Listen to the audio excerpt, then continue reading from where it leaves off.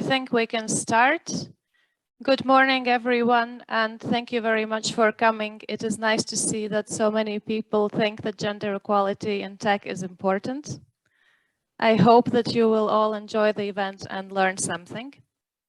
I would like to start by introducing the CEPIS president, Byron Nicolaides, who will give an introduction and welcome the event. Thank you, Byron. Thank you, Erika. Good morning, everyone. I'm really honored being here in this event and being invited by DiversIT Charter, which is one of the most important initiatives of CEPIS, and not only important, but also impactful initiatives. And we're going to have a good time today learning about the charter and other things that are successfully doing. And I'd like to start by congratulating the team, Jillian and all the team. They have done an impressive work, and that's going to create a significant impact going forward. Really, I feel honored and I feel proud about this initiative. A few words about CEPIS. CEPIS stands for Council of European Professional of Informatics Societies. Next slide, please, Erika. So it was established in 1988, and 9 computer societies in 1989.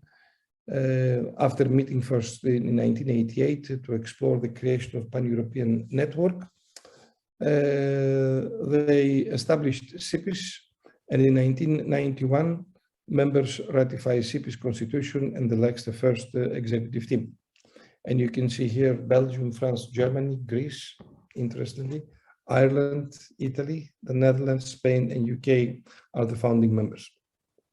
Next slide.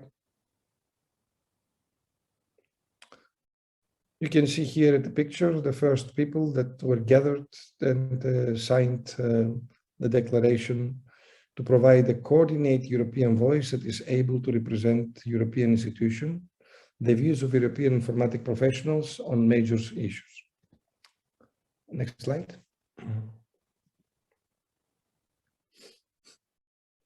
And there have been a lot of developments since then. It was interesting when we started with first task forces, the technical cooperation, professional development qualifications, the computer misuse and social issues. And you know, from the professional development and qualifications, the further development was ECDL, which right now is a global standard around the world. Again, on one of the very successful initiatives of CEPIS. I wish in the coming years we hear so much about DiversIT, so we can say that the CEPIS had 2 extremely successful initiatives, one the ECDL and the other is DiversIT. Of course, we worked very close with the European Commission, what is called right now DigiConnect and DigiGrowth, and since 1993 as well, after signing the agreement of cooperation with IPIP.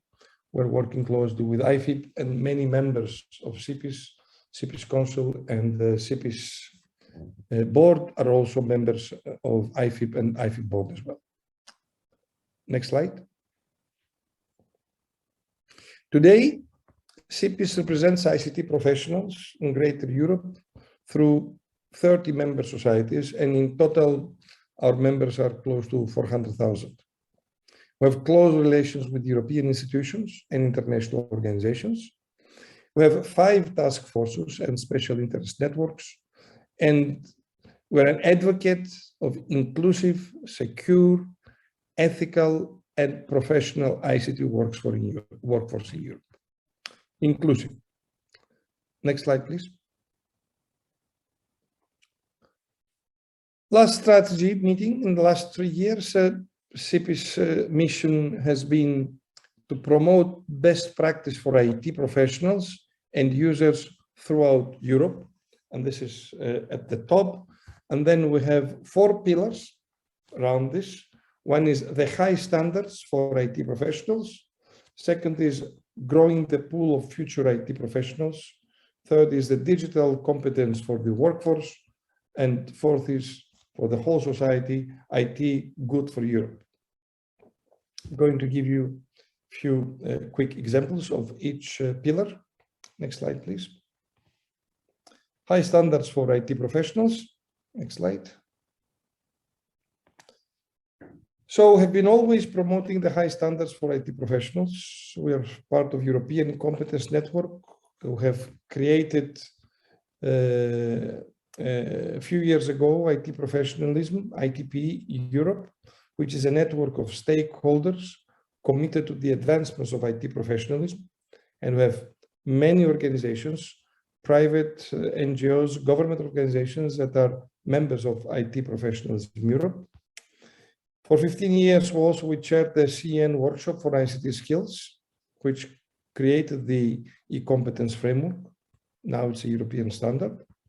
And we have a professional ethics expert group, which wants to develop a professional code of ethics for ICT professionals. Next slide.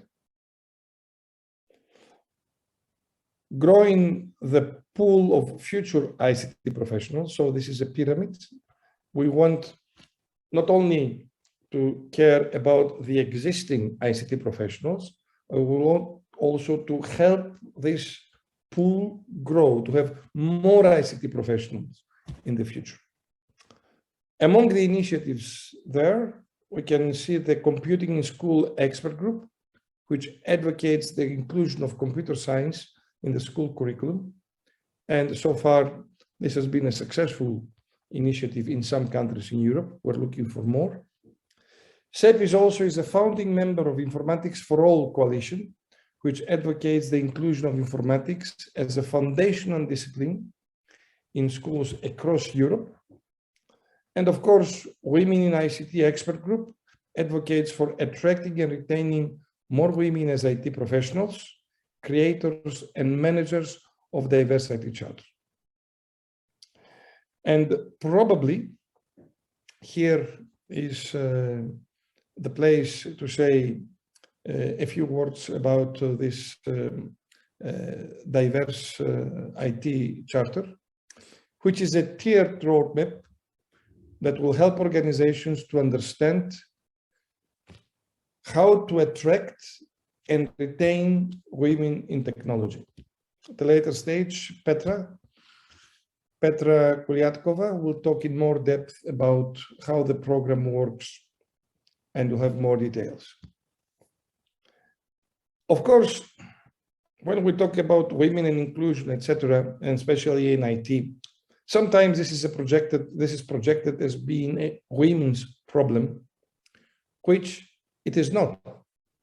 It is a problem of the society. I mean, women make about roughly 20% of the people in tech across Europe. And nobody is happy with this. It's not good for women, it's not good for the society either. And we're trying to fix this for over 20 years with limited success. And now diversity is a big issue. It's a big issue all around the world. And probably it's a time that men should have more responsibility and more leadership than the past in order to try to fix this problem. And of course, there are a lot of cultural aspects, but we all know that in the IT sector, men make 80% of the tech population and 90% of the tech leaders and managers. And sharing from my own experience, I run a company, PeopleCert, on the certification area, that employs 700 people today. And we have always been very careful about diversity and inclusion. In total, as a company, we're almost 50-50 men and women on the total. On the managerial positions, again, we are 58 52-48, more women than men as managers. And the top executive level, again, we are 50-50. However, having said that, we employ close to 100 IT professionals, and over there, unfortunately, the ratio is still 80-20. So while we're doing a good job at the total, at the top levels, etc., we're not doing a good job because simply we cannot find enough people for this department from the women population. And now we're going to adopt also, as people said, this initiative. And I hope that in the coming years, this is going to change. Can we move on the next slide, please? So the third pillar of CEPIS is digital competence for the workforce. And there are, again, lots of initiatives. Amongst them, I would probably underline the Digital Skills Policy Expert Group, which created a position paper, the European Union must and immediately improve the level of digital skills. Everybody right now is talking about digital skills, and part of this has been also the huge success of ECDL. And EU for Digital, supporting digital economy and society in Eastern Partnership Project, where CEPIS experts work to define a common competence framework for SMEs and micro businesses in the Eastern Partnership region. And our last pillar, next slide please, Erica, is IT Good for Europe. Next slide. Where, again, we have lots of initiatives. One that stands by itself is the Legal and Security Issues Expert Group that produce position papers on IT-related legislation and cybersecurity. They formulate CEPIS position on issues and communicating them to relevant EU institutions and raise awareness on the importance of cybersecurity. One of the two of the last initiatives, one was that CEPIS and this group, we resisted the sale of the latest or the only big chip organization, RM, in the UK to the Americans. We want to keep it within Europe, and then the UK government took, probably our letter helped, a position that supports exactly our thinking, and you're going to see in the coming days also another letter that we are sending to the Commission about protecting the privacy of communication, because there are some not really good news over there.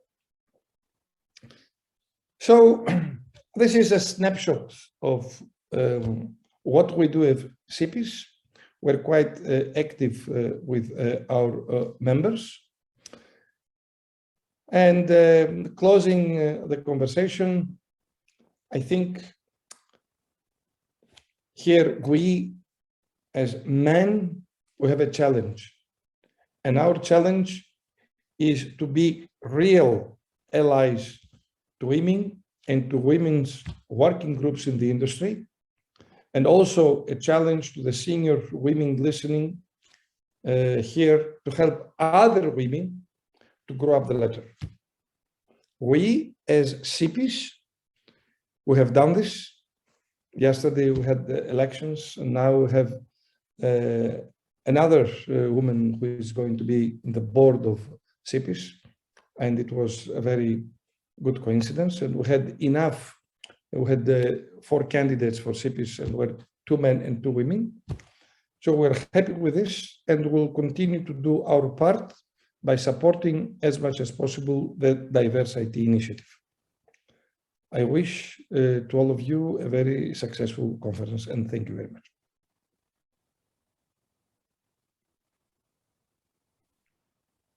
Thank you very much, Byron, for these kind and inspiring words. I join my voice to these wishes and challenges, and confirm that indeed at CEPIS we are working very hard to deal with these problems. So I would like to introduce the next agenda item. It is which we move on to our keynote speaker, and it is my honor and privilege to welcome Sharon Moore, MBE. Sharon is CTO for Public Sector at IBM. She also chairs the BCS Women Group in Scotland. And in her own words and deeds, Sharon is an inclusion evangelist, and she works hard to advance the cause of women in technology.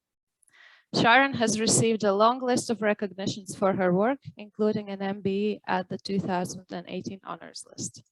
Sharon, we are very, very interested what you have to say. The floor is yours. Thank you very much for having me, and a good morning, everybody. Let me just share my screen so that I can share some slides with you. Anyone who is familiar with the UK know that next slide, please, has become something of a comedy. I'd like to make sure I run the slides myself. I'm hoping that somebody will let me know if you can't see them, and I will just assume that they are in front of everybody right now.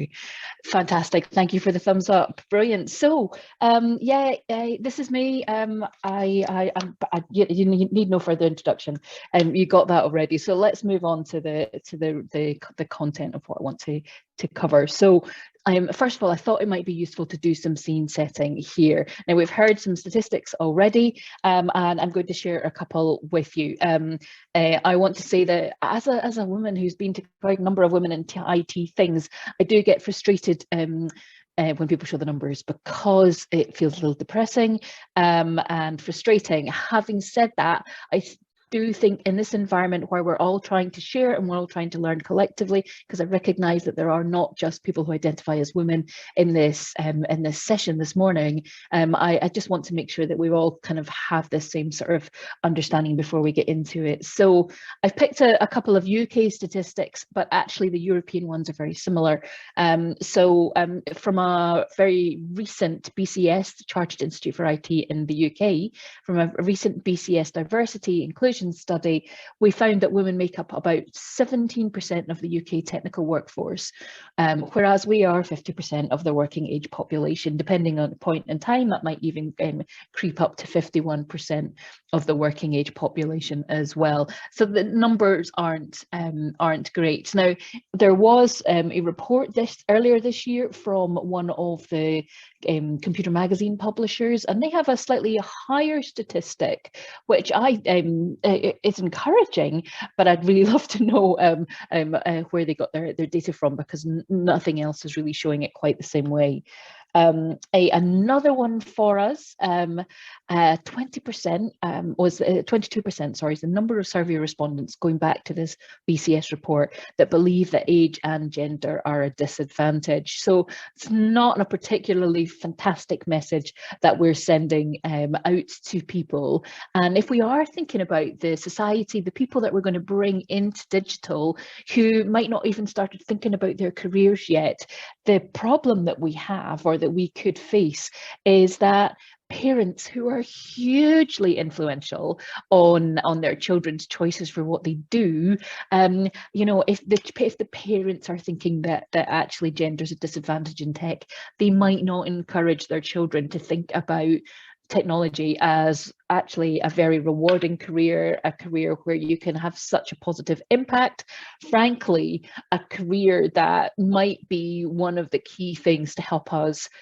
tackle the challenge of climate change, where it has been, you know, created, where us humans are causing a real problem for our climate. So yeah, it's not great for a Friday morning, really, to start with statistics like that, is it? I thought I might try and give you a bit of a giggle, and this came from Jillian Arnold, who you'll see later. Oh no, I've gone too far. Never mind. Yeah, so we do have fantastic role models in tech that are women, right? They have been around for a while. We've been there at the start. Some of you will recognise on the left, we've got Ada Lovelace. That was actually this image was created out of the Lovelace colloquium that happened last year. So we've got Ada Lovelace. Many in the UK celebrate Ada and the fact that she potentially was the first computer programmer. And on the right we have Grace Hopper, particularly loved in the US for the advances that she made from an engineering perspective. And they really are fantastic role models. Unfortunately, for a number of reasons, and I'll not go into all the reasons, but for a number of reasons, women just don't necessarily appear to have stuck, shall we say, and that could be a combination of culture and society. It's a combination of some advancements that happened in the 80s, for example. Even actually, you know, the women were so critical to technology efforts in the war, or the Second World War, but not necessarily getting the recognition after the war was over, and it's just, you know, it's just really sad. So the bit that I was going to hopefully give you a bit of a chuckle, I borrowed this idea from Jillian, who spoke on the subject a few years ago, and really got me passionate about this. So first of all, a Google search for images for CEOs. Now I confess I didn't do this yesterday, it was a few months ago, so it's not right up to the minute, but here's our role models on CEOs, right? So I'm not looking at any particularly industry, just, you know, who's running the businesses that we are working for, or that are influencing the way that we live and the way that we work. And you can see there's a lot of men. There's maybe one or two women in there, but not that many, unfortunately. And when it comes to technology, so what we'd have a look at Chief Technology Officers. Now I have that fancy title, well, first of all, we're obviously not people, we're just charts and we're just designs and drawings and images. And as a CTO, I have drawn many a diagram in my lifetime. So I thought I better refine that search, because we are not just the diagrams that we produce. If you look at Chief Technology Officers, filtering on faces, then actually it's still a very male dominated environment, because the statistics do show that where there are women, largely they are in the more junior roles and they're not making it to the more senior roles. The top, you might look and go, oh, the first image is a woman, fantastic. Actually, that's from Wikipedia, so that's slightly cheating, because Wikipedia always gets up there first. So we are kind of, women are faced with lots of men round about them in technology, and that can be a challenge for us, and it might be a challenge for our next generation, because 70% of girls think that they will think differently about what they might do when they hear from women role models. Now, obviously, we have a technology lens here, but this could be other things within STEM, for example, whether that's engineering or maths or other subjects, although maths tends to be slightly better than some of the more typically male-dominated things. So scene setting, we've got some work ahead of us to do, and I'm really delighted that we've been already talking about the fact that this is not a women's problem, this is everyone's problem. So why is it a problem, right? Why do we care? So 2007, I want to take you back to 2007, which feels like yesterday to me, and I I'm one of these people that gets very sad when I realize that 20 years ago was not 1980. So 2007, what exciting things happened that year? Well, the iPhone, it became a thing. Everyone was introduced to the iPhone, and it really has gone to change our lives for the better or the worse, depends how you look at it. Actually, I would argue the App Store was almost potentially more life-changing than the iPhone, but I'll move on. The very first Harry Potter book was, the very last Harry Potter book was published in 2007. I remember mine coming through the door the day it was published, and I'm suspicious I didn't really move from that seat for 2 days. Barack Obama announced himself as a candidate for the elections in the US for the presidency. Gosh, wasn't that quite a life-changing moment for many? I bought my first flat. It's not the best picture of it, but I moved into that building in 2007, and for me that was pretty momentous.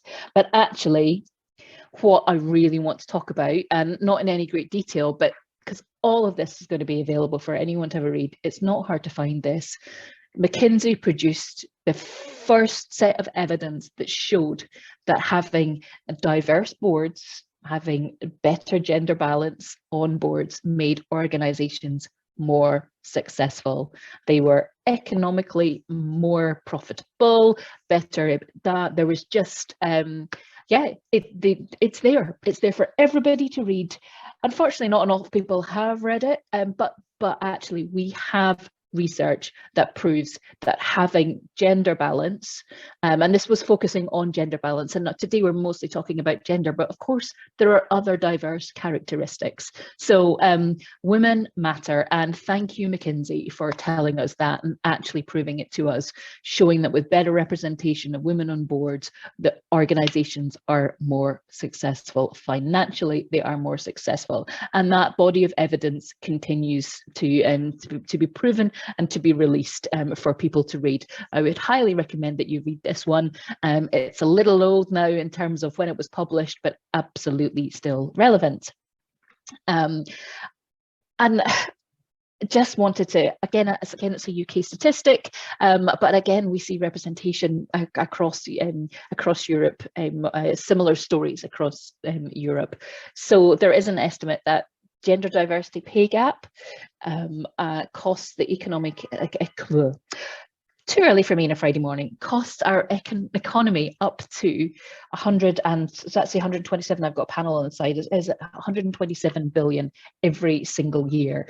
I mean, oh my goodness. I mean, just think about the cost of COVID, for example, and how we could better deal with that as an economy if we had that money. But just, I mean, oh my goodness, wouldn't it be so much better to have that gender diversity pay gap addressed so that we can actually be more successful as a society? Now, I know not money doesn't necessarily bring happiness, absolutely not, but it definitely makes life a lot easier. Something really, you know, we've got to do something about it. We really must.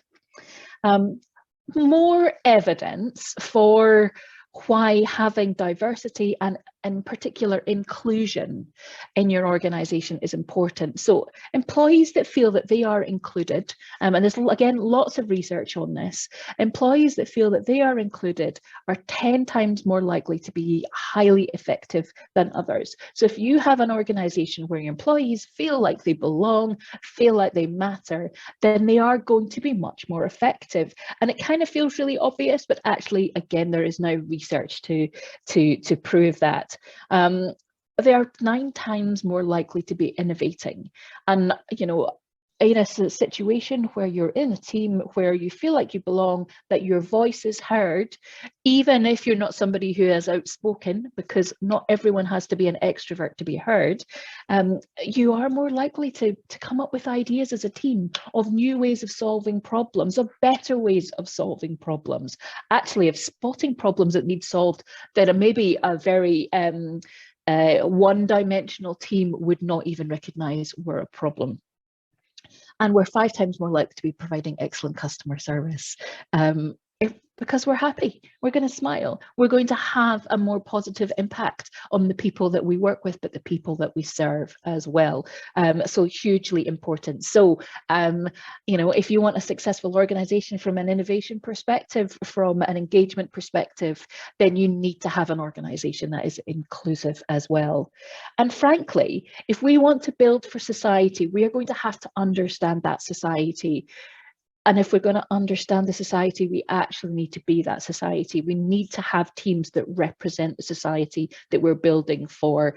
The world's under construction. I borrowed that from a recent COP26 event. Absolutely, there is so much work to be done to make this world a better place, whether that is our climate, whether that is looking at social mobility and so on. And actually, if we want to have better ways of solving those problems, we need to do that. It's just obvious.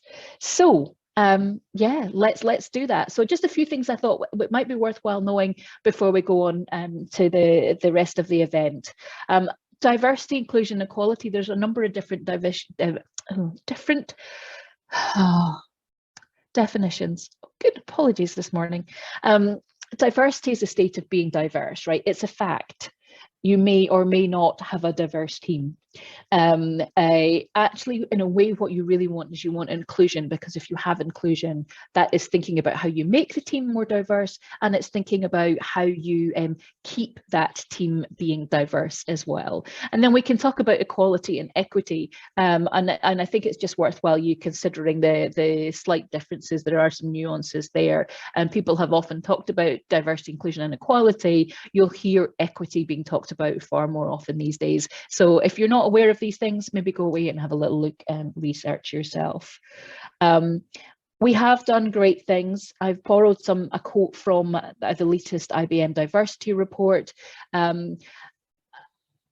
We've still got so much to do, and I think the reason I pulled this out was actually this working woman piece in the middle. So we have to be aware that although some good things have been done for women in technology, and in general, flexible working has become much more popular as a result of the action that we've had to take during the COVID-19 pandemic.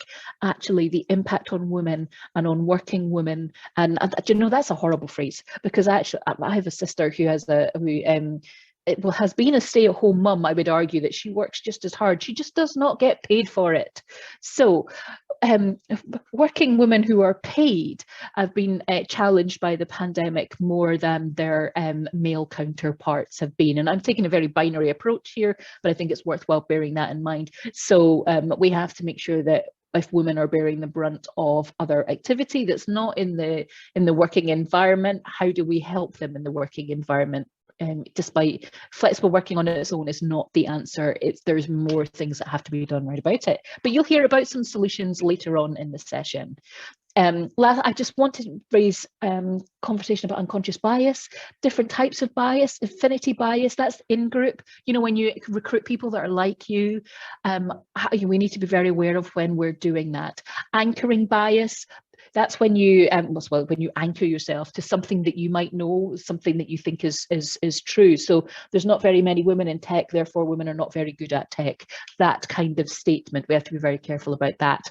And unconscious bias or blind spot bias is when we don't think we have any bias, and actually we all do. And we all do, you know, just because women are very aware of microaggressions that are against them, that doesn't mean that we don't have our own biases about other things. And actually there's research that shows that women can be biased against women too.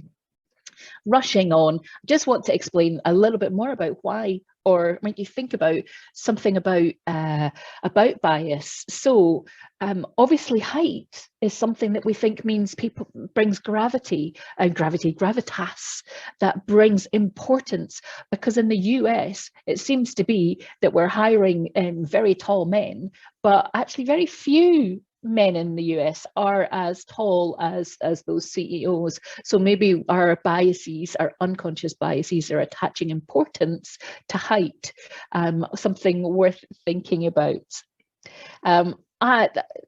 Jillian and Andrea, and I know others are in a panel later, the three of us and another three were involved in writing a book this year.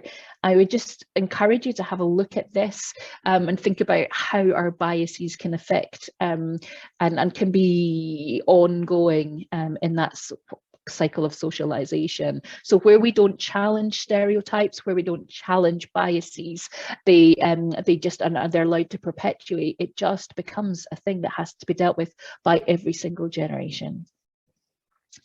I want to just finish with, we talked about inclusion and belonging, and actually I think it's incredibly important to think about what inclusion means. So another definition for you, and I think I'm going to have this as potentially my final definition, and that is when we be included, and this has come out of Catalyst, again another fantastic resource. I recommend you having a look at Catalyst. It's that equal balance between feeling like you belong to a team, and I used to have that thing when I was told I was one of the guys. I thought, yeah, I belong, that's fantastic, but actually it's also equally important that I feel like I can be an individual, I can be myself, that I'm celebrated for being myself, that the team recognized that I am different. And I don't mean just because of my gender, that might be part of it, but actually bringing it who I am. So if everyone in the team is extrovert and I'm introvert, actually there's a recognition for the silence that might occur from me when I'm in a meeting, because I'm considering what's going on, for example. So for those who realize, you know, so diversity as a fact, inclusion is the way of encouraging, of nourishing, of building diverse teams. To, if you want your team to be one that is inclusive, then it's one where you're going to have to think about, how do you make your team members, your organization members, your staff, how do you make them feel like they belong? But also, how do you make sure that they are celebrated for being the different fabulous people that they are? So I'm going to stop there. I actually have more charts. I may have prepared too much yesterday evening, but I hope that's given you a few things to think about. The situation is nowhere near it should be, but we have research that proves we're financially better, we are more innovative, we are more caring, we will do better for society if we have diverse teams. I've given you some definitions, and I know that some of the rest of the session will help you think about what's the action that you can take, because actually we really need to get to the action. So I think that's enough for me. Thank you very much, everybody. I see there's some stuff in the chat. That's probably somebody telling me to be quiet.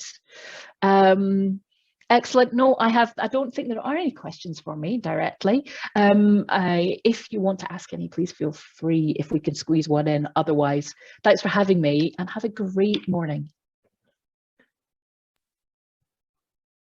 Thank you very much, Sharon. This was really, truly informational and inspirational, and all the other eyes that are inclusive and individual and everything. So this has really, really given us a lot to think about, and I hope also to the attendees. So as Sharon said, if anyone has any questions, please post them in the chat or in the Q&A. Otherwise, I'm sure that it will be possible to also discuss them later on, and Sharon is a very vocal person from what I've seen, and I think that she will also probably be happy to share her experience somewhere wider on the web if needs be. So thanks a million, Sharon, for joining us once again, and have a great day as well.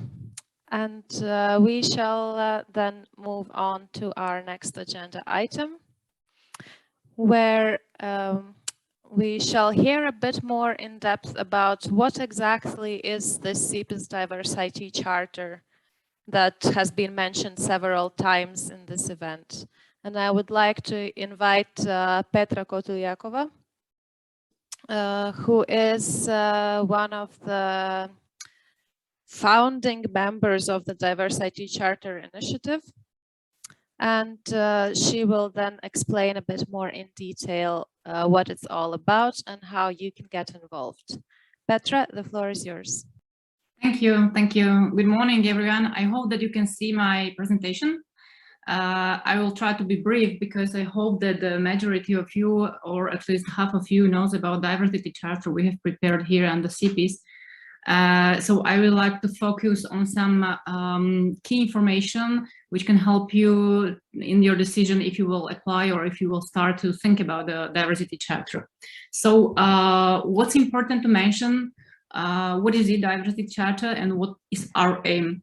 So the main aim for us here is to bring you some guidance and the knowledge how you can build in your company more women or more welcome environment for the women in technology fields. The purpose of the charter is to raise the number of women working in technology professions across Europe, how to build the tools, how to attract them and retain them, because we are all aware that the number was yet said here that we have about 17% of women working in ICT fields in Europe, and this number didn't change for a long time, even if there is a lot of initiatives. So there is something not going well, and we need to do some significant action to change the situation. So we designed the charter in the 3 different levels. It's just for helping you to see where you can start and how to follow in your activities. All these levels will help you to guide in the beginning, as with the bronze level, and going to the silver and gold, where we suppose that you will be on the high level, how to work in your organization, but also how to be a leading partner in the diversity topic in your country.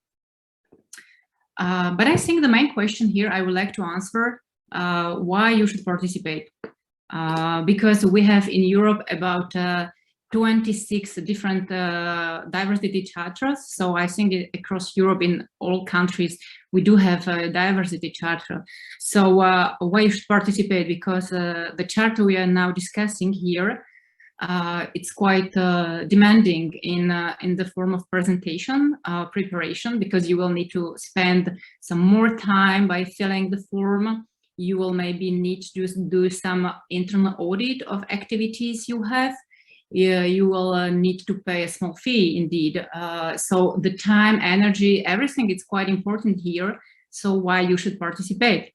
I would like to answer that the charter is for us the one way in the direction having more diverse Europe and having more women in STEM fields.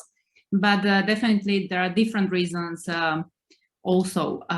The first of all is that the charter is a unique. The charter brings a unique focus on women in technology. There are no other charters or tools so deep which can really help you and guide you when you will start to build your organizations with a more attractive environment for women. This focus on women is based on really long and deep experiences from the board members, the members working on this. So this is the main and the key advantage of the diversity charter we are presenting. Also, you will receive the guidance and support in your steps, because one thing is to be aware that we need to do some changes, but the other thing is to do those changes. And often I understand that you do have a lot of problems how to start to run those activities. So guidance and support is very important. And the community, definitely, you will be a part of ever-growing international network with a lot of inspirational stories, motivations. You will be able and ready to share your stories, but also receive the information and some help and support from other organizations. So all those aspects are very important, because they became a partner of the diversity charter here. It's not just to sign a document in the way of declaration, but you will do the activities which will really help you to start to be more diverse in the field of women in tech fields. And what will happen after your application? Well, first of all, it's evaluation. Evaluation is done by 3 independent invigilators from 3 different countries. So it means that the evaluation is really quite strict, but the result you will receive will also lead you and help you to do the steps in the future which can help you to change the situation. You will receive also the suggestion for improvement of your work, and I think this is critical for your next activities and next evolution in your organization. We have divided 7 different topics or main areas which are evaluated in the charter. And this is also very important for you, because going through these different steps and areas, you can see definitely where are your weaknesses, where are your strength points, where you should work more, or if you are yet well established in those fields. So all these 7 areas are some lead plans, some timeline of activities you can adapt, and they can be really helpful for you. So I would like to underline that we are here to help you, because for us, it's so important to change Europe and having more women on STEM fields, not just for having more women, but creating more opportunities for them and changing the economic environment in Europe.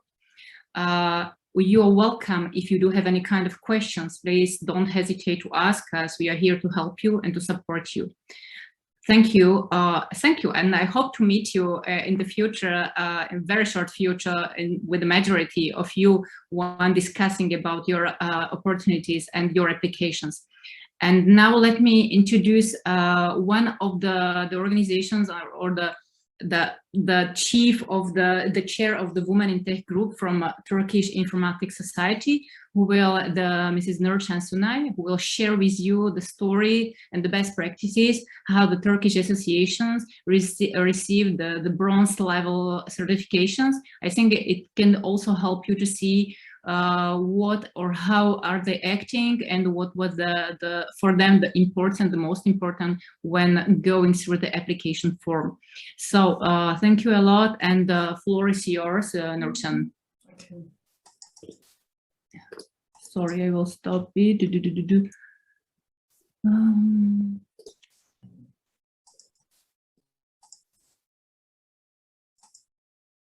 Okay, thank you, Petra, and good morning to everybody. First of all, I would like to give some brief information about our Informatic Association. Informatic Association of Turkey was established in 1971 with a great vision of future by a group of half academic who can be referred as professionals in informatics today.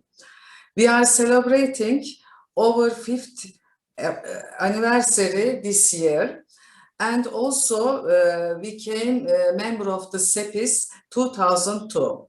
Our total number of our members over 12,000 at the moment, and 37% of members are women. TBD has 7 main branches, 30 offices in provinces, and it contributes significantly to the improvement of informatics as a sector in Turkey through Informatic Association of Turkey, young organization, 33 universities. As the Turkish Informatic Association,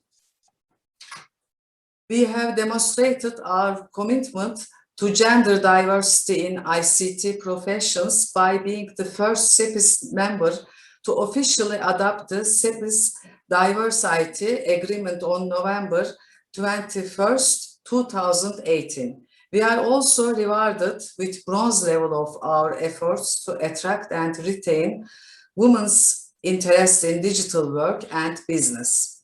It is a great honor for us. We do with all this activity, our women's group with our organization. Let me give some information about our women group. Our women group was established in 2015, and member of the group Informatic Association members who have currently working the IT sector. And aim of our group to make necessary arrangement to be able to solve the problem related to working lives and occupation of women in informatics sector, whether they are Informatic Association members or not, to improve their working condition, to eliminate the injustice experienced in the acquisition of their professional right. And also we have some social media, Facebook, Instagram, and LinkedIn, and also our events are announced through this social media.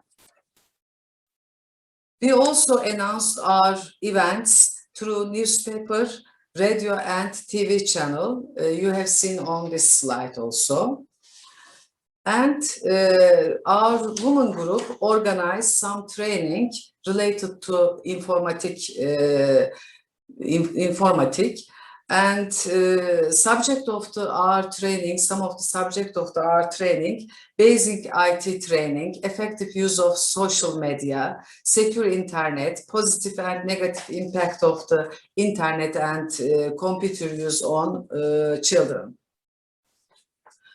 And also now you have seen some examples of our training activities have been realized. Secure social media training, purpose of the informatic devices are used of, what the technical uses of these security devices, how to send email and how to talk to mobile telephone, etc. And our women group also organized many events some of these events, workshop on the increasing the women's participation in economic and social life was held at the Informatic Association's big Congress, 9 December 2016. And also we have a big project, name is Informatic and Entrepreneurial Women Project. This project also supported by the Ankara Development Agency, economic support to innovative methods for solving the social problem. And we are cooperation with the other women association also. And we attend some conference organized by Turkish WIN organization. And we have this kind of organization, we share our experience to the students. And we have also, we organize also very big events. Name is Celebration of Women in Computing event, is directly supported by the world's oldest computer science organization, Association for Computing Machinery, and held in many countries for years. It was held for the first time in Turkey on 11 and 12 March 2007. In this great organization where prominent female speakers in a field of informatics took part, we attended and told the young people about the business life and informatic career. Gender equality in informatics was also discussed. And under the cooperation of the other association, we attended the panel titled Women and Informatic, organized by IEEE.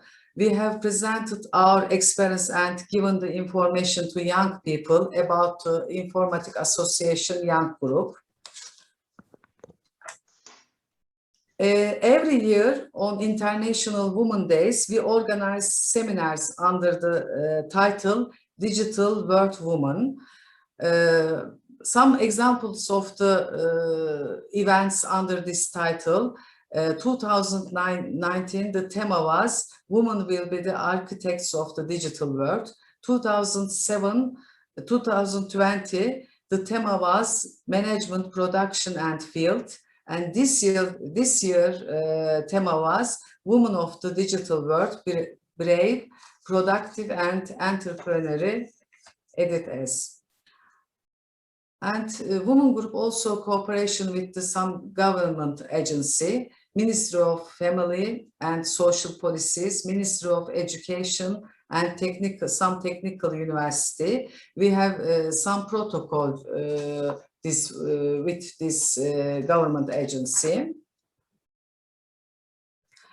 And during the pandemic, we continue without interrupt by organizing webinars about the online activities under the title Entrepreneurial Women's Talk with Informatic and What I Know. Some of these activities are technical analysis before and after COVID-19, sustainability, efficiency and awareness from the virtual to reality, cross-border dreams reality, lifelong learning in the 21st century, women-centered digital agriculture. They are the example of our activity.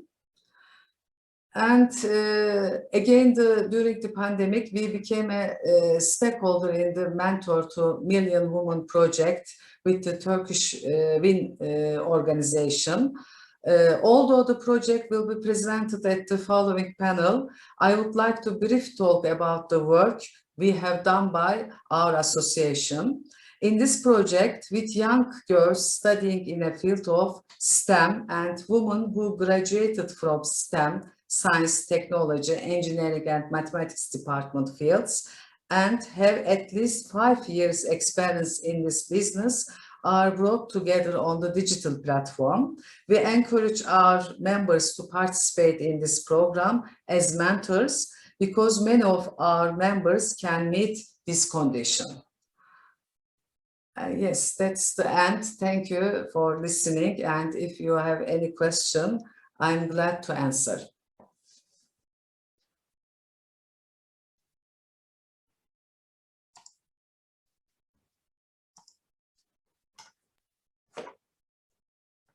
Thank you very much, Nurcan, and thank you, Petra. Nurcan, especially thank you.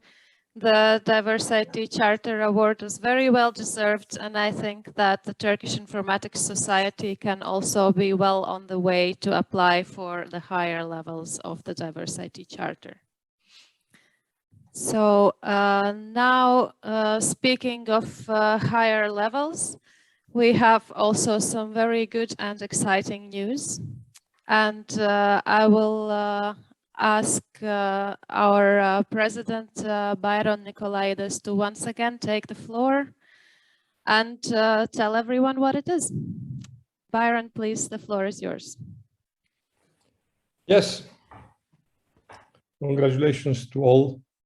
And now I would like to present the award of Gold DiversIT to Reinhard, the president of Iceland Computer Society.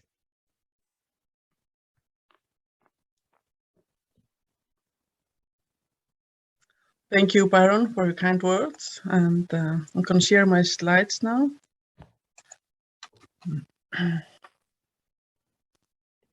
You in Iceland, you are far advanced in women's rights in every aspect. And this is, we read in the papers, and this is another great accomplishment.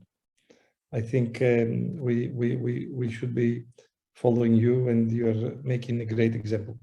Congratulations again. Yeah, thank you. So do you see my slides, the right screen? Yes, all is great. All looks great. So just gonna have some screen problems like always. I need to stop sharing and do it again.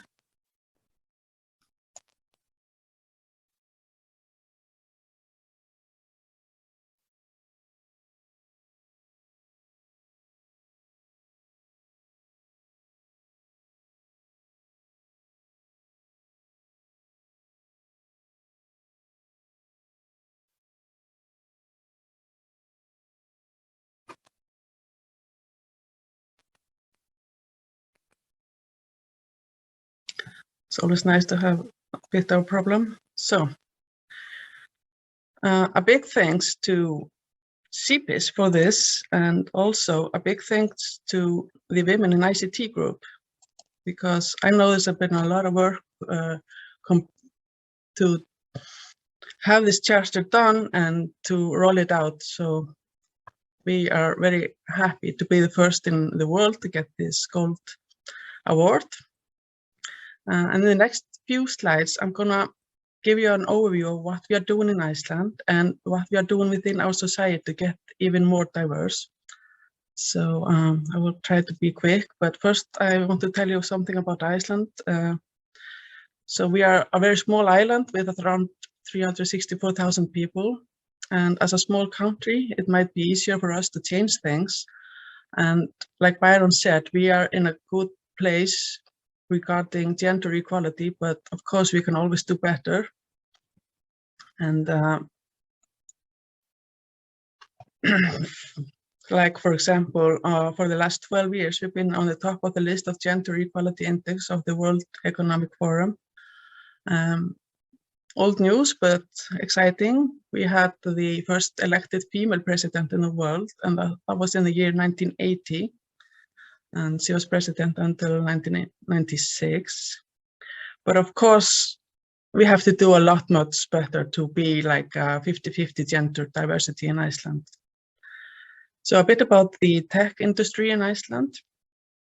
We have around 10,000 people working in ICT profession. That's not just people that are education for ICT, but the ones that are working in the sector. And if we look at the numbers of the people that have graduated with a bachelor degree in computer science from the two universities in Iceland that teaches that, we have around 2,500 that have that degree just from these two schools. And from the beginning, 1978, we started teaching this. On average, there are 21% of them women. So you can see the red the number of the women. But if you look at the last 10 years, the numbers of female graduates are rising, and the highest number in the year 2019 was 30%. So we are actually hoping to hold that status. But about us, the SCI, the Icelandic Computer Society, it's a non-profit society that was founded in 1968 after the first computer came to Iceland in 1964, and after that they started this foundation. Now we have 1,000 members in SCI. That's around 5,000 in whole in our network, because you don't have to be a member to get any news and stuff from us. So we have very easy connection to a big part of the IT people in Iceland. Everyone that works in or is interested in IT can be a member of SCI. So we estimate that we have in our network about 50% of everyone working in ICT related jobs. If you look at our members, we can see that women are over 33% and men around 67%. So what I will do now is to go very quickly over what we are doing in each of the 7 pillars that you saw before, that are part of the DiversIT Charter, just to give you ideas what you can do if you want to apply for one of the levels in the DiversIT Charter. So first pillar is women's group, and SCI had a special women's group from the year 2007 until 2012, but the women in the group were not interested to be in a special group anymore. They just wanted mixed groups related to tech topics, not gender. So instead, we decided to work with other tech groups that focuses on women in Iceland, and you can see a list of some of them here. In the beginning, we had few role models related to the women's group that we had in 2007, but we changed our focus, and now we think that speakers and other visible women related to our society are role models and are very visible. So that's our focus now. Our main activities is hosting events for the tech industry in Iceland, and we have around 25-30 events each year, and we try to have as diverse mix of speakers as possible. And then we are talking like a meaning of education, age, gender. And if you look at the gender diversity, we have around 35, almost 30% of women speakers, which is more than how many women there are in the IT sector in Iceland. They are around, there are not so many, but you can also see that the numbers are rising. And in the future, we want to, of course, try to get 50-50% balance of speakers, even though we have less women than men in the IT sector. We also have, if you look at the conference guests, the ones that attend our events, we have around 40% of them female guests. So we are very happy about that. And other activities in our society also support diversity. And we also focus a lot about age diversity. And I'm talking about maybe young women and young men to try to get them into IT. We have been part of the Girls in ICT Day. We have been a part of the Beaver Stylist, or Beaver, if you know it by that name. We have an IT podcast, and there's are almost 50% women. Not quite clean, but we should get there, I hope. And we have our biggest event, which is the largest IT event in Iceland, UTMSN. And one part of it is to have an open tech day for everyone in Iceland. And our aim is to get more young people into IT and choose STEAM as their future careers. We have an annual newsletter, and we aim to have 50% of the authors women. And we are part of the CEPIS DiversIT task force. I have been from the beginning. And we have given away the Icelandic IT Award for like 12 years now, and 30% of the winners have been women. So we try to do something. Pillar 3, gender equality in payment and job roles. Yeah, Well, in Iceland, there's a lot of talk about paying equal salary for the same jobs, but will this ever be done? Nobody knows. I think also that the good news is that the tech industry in Iceland is doing okay in equal payment compared to other sectors in Iceland, but this has you have to work more on this. If we look just at our society, we try to have as mixed genders in our board. There are only 2 people working at Kpis, so we are both women, so it's maybe not so equal. Pillar 4, linked to other associations and group. We try to work with similar societies, schools, and other tech-related companies, and also like CEPIS, PIBRAS, some international associations. This is more easier for us maybe than the IT companies since we are a non-profit society, but we can of course always do better. Pillar 5, education, academia. We work very closely with the 2 universities in Reykjavik and the University of Iceland. We have a special focus group that focuses on education and academia. And for a few years, we were part of the CEPIS education in school focus group also. And also we work with all the schools in Iceland because we run the PIBRAS challenge for all schools that have kids from 6 to 18 years old. Monitoring activities. We try to monitor most of our activities and we are watching closely how we split the gender, but of course we could have more things that we were monitoring like age and other things. But we are working more on this to monitor this part even more. And the Kpis objectives, of course, we aim to have speakers 40% at least, hopefully 50 one day. Like as shown in the previous slides, we have tried to make all our work as visible as possible, and people can see them on web. It's just open information for everyone. Our goal is just to keep talk publicly about getting more women in IT, both women studying tech and STEM, and also those that are working in the IT sector. Since we have special law in Iceland about gender equality in boards of companies, we are also sometimes asked to point out good candidates, and we try to do that. And then some women that are very good in their profession. And our most powerful tool is to monitor all our activities and make the numbers available, and also just to try to be visible and have the women as visible as men. But this finishes my overview of the 7 pillars of the DiversIT Charter. But this was just, of course, the short version. I could talk all day about what we are doing and how we're doing things, or could do them better. But now to the fun part again, the gold level.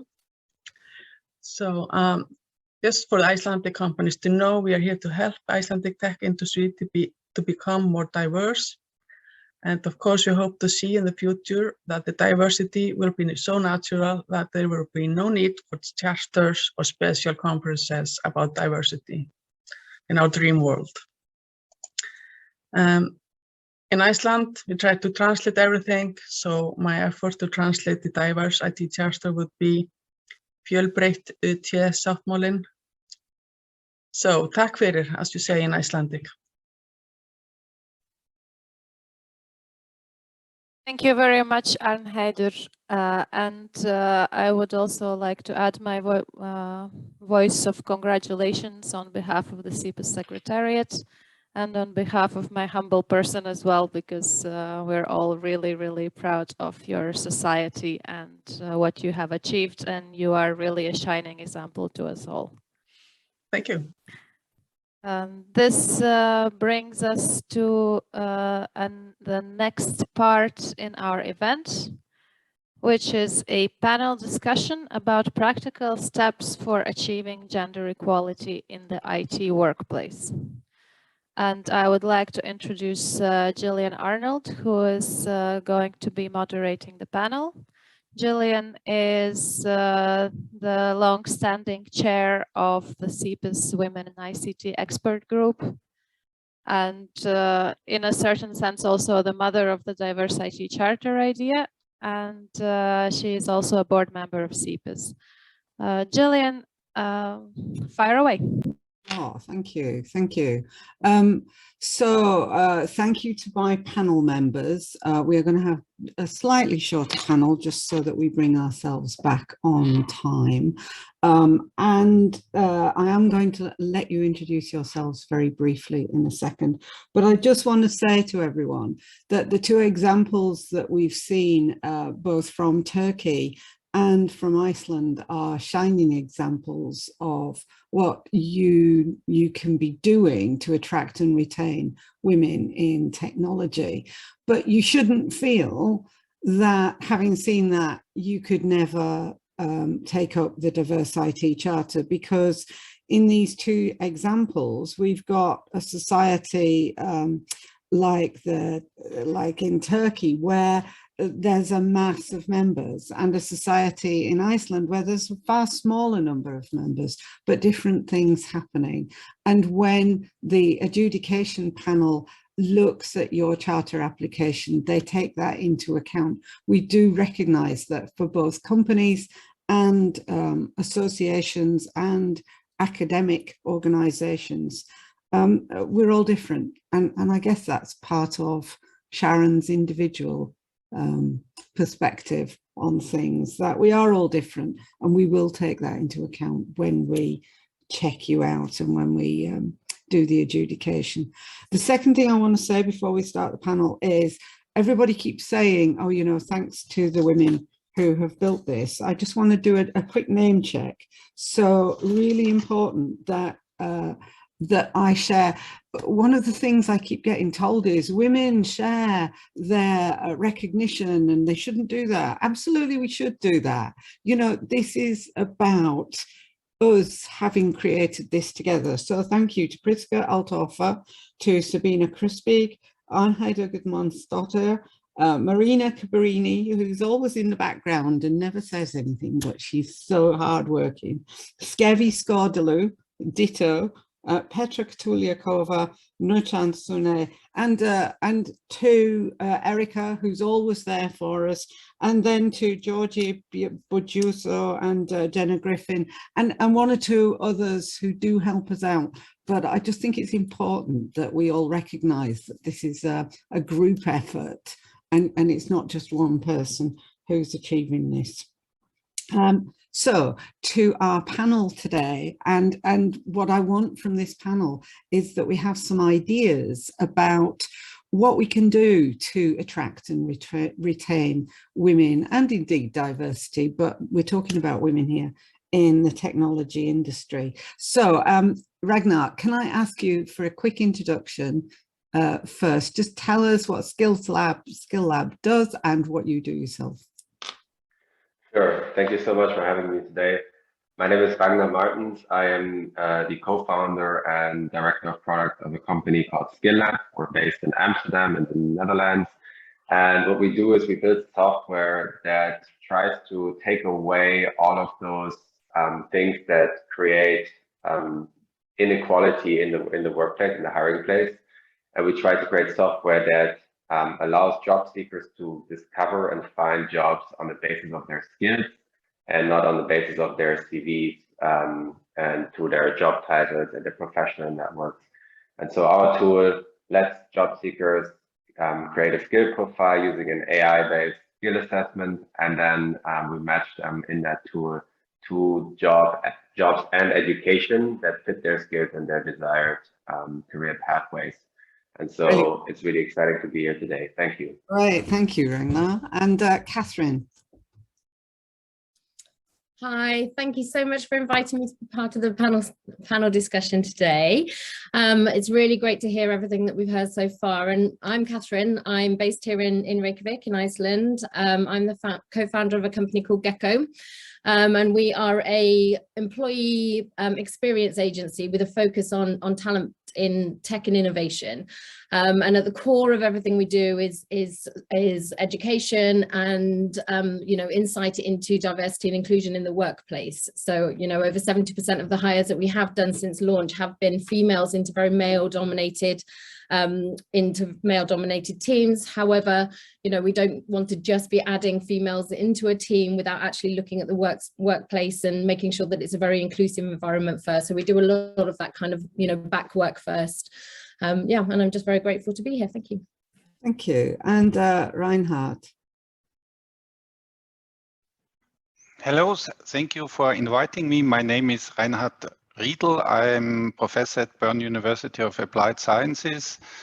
I have been a mathematician and a computer scientist in the past, and I'm now doing research on digital transformation. And I have also been president of the Swiss Informatics Society.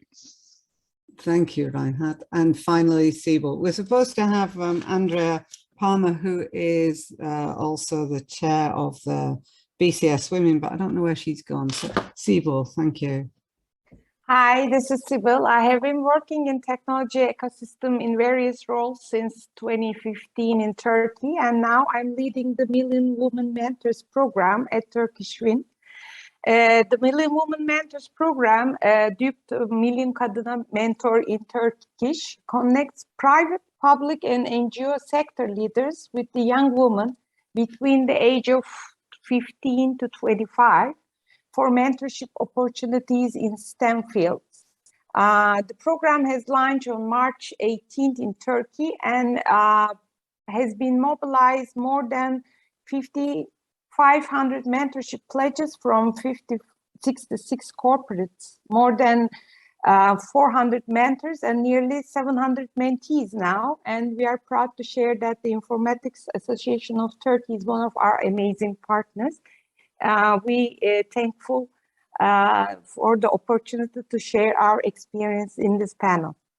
And I am grateful to be here. Thanks. I think we're all connected. I kept thinking as I was watching Catherine that Anheide could probably tell exactly where you are, given what she can see through the window.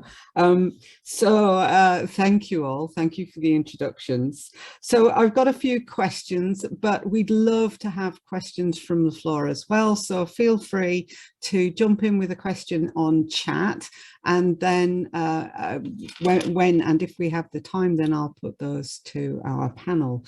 So panel members, and I think we're going to start with Reinhard on this one.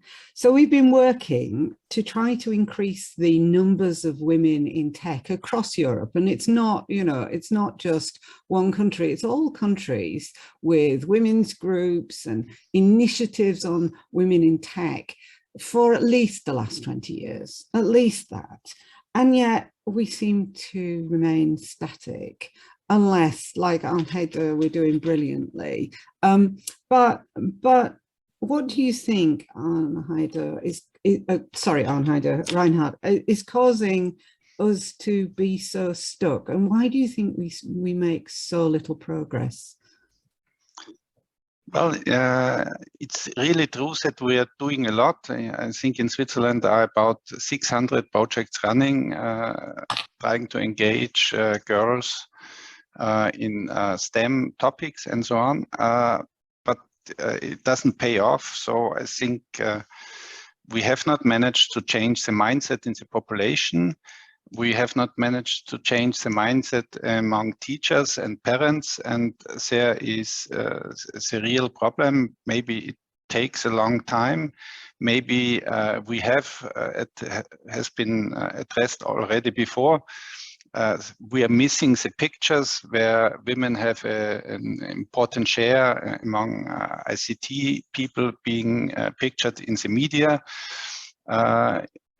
Then another problem is that in education, I think we have too much, we haven't even achieved to be gender neutral, but what we should go for is a gender adequate education, really trying to attract girls.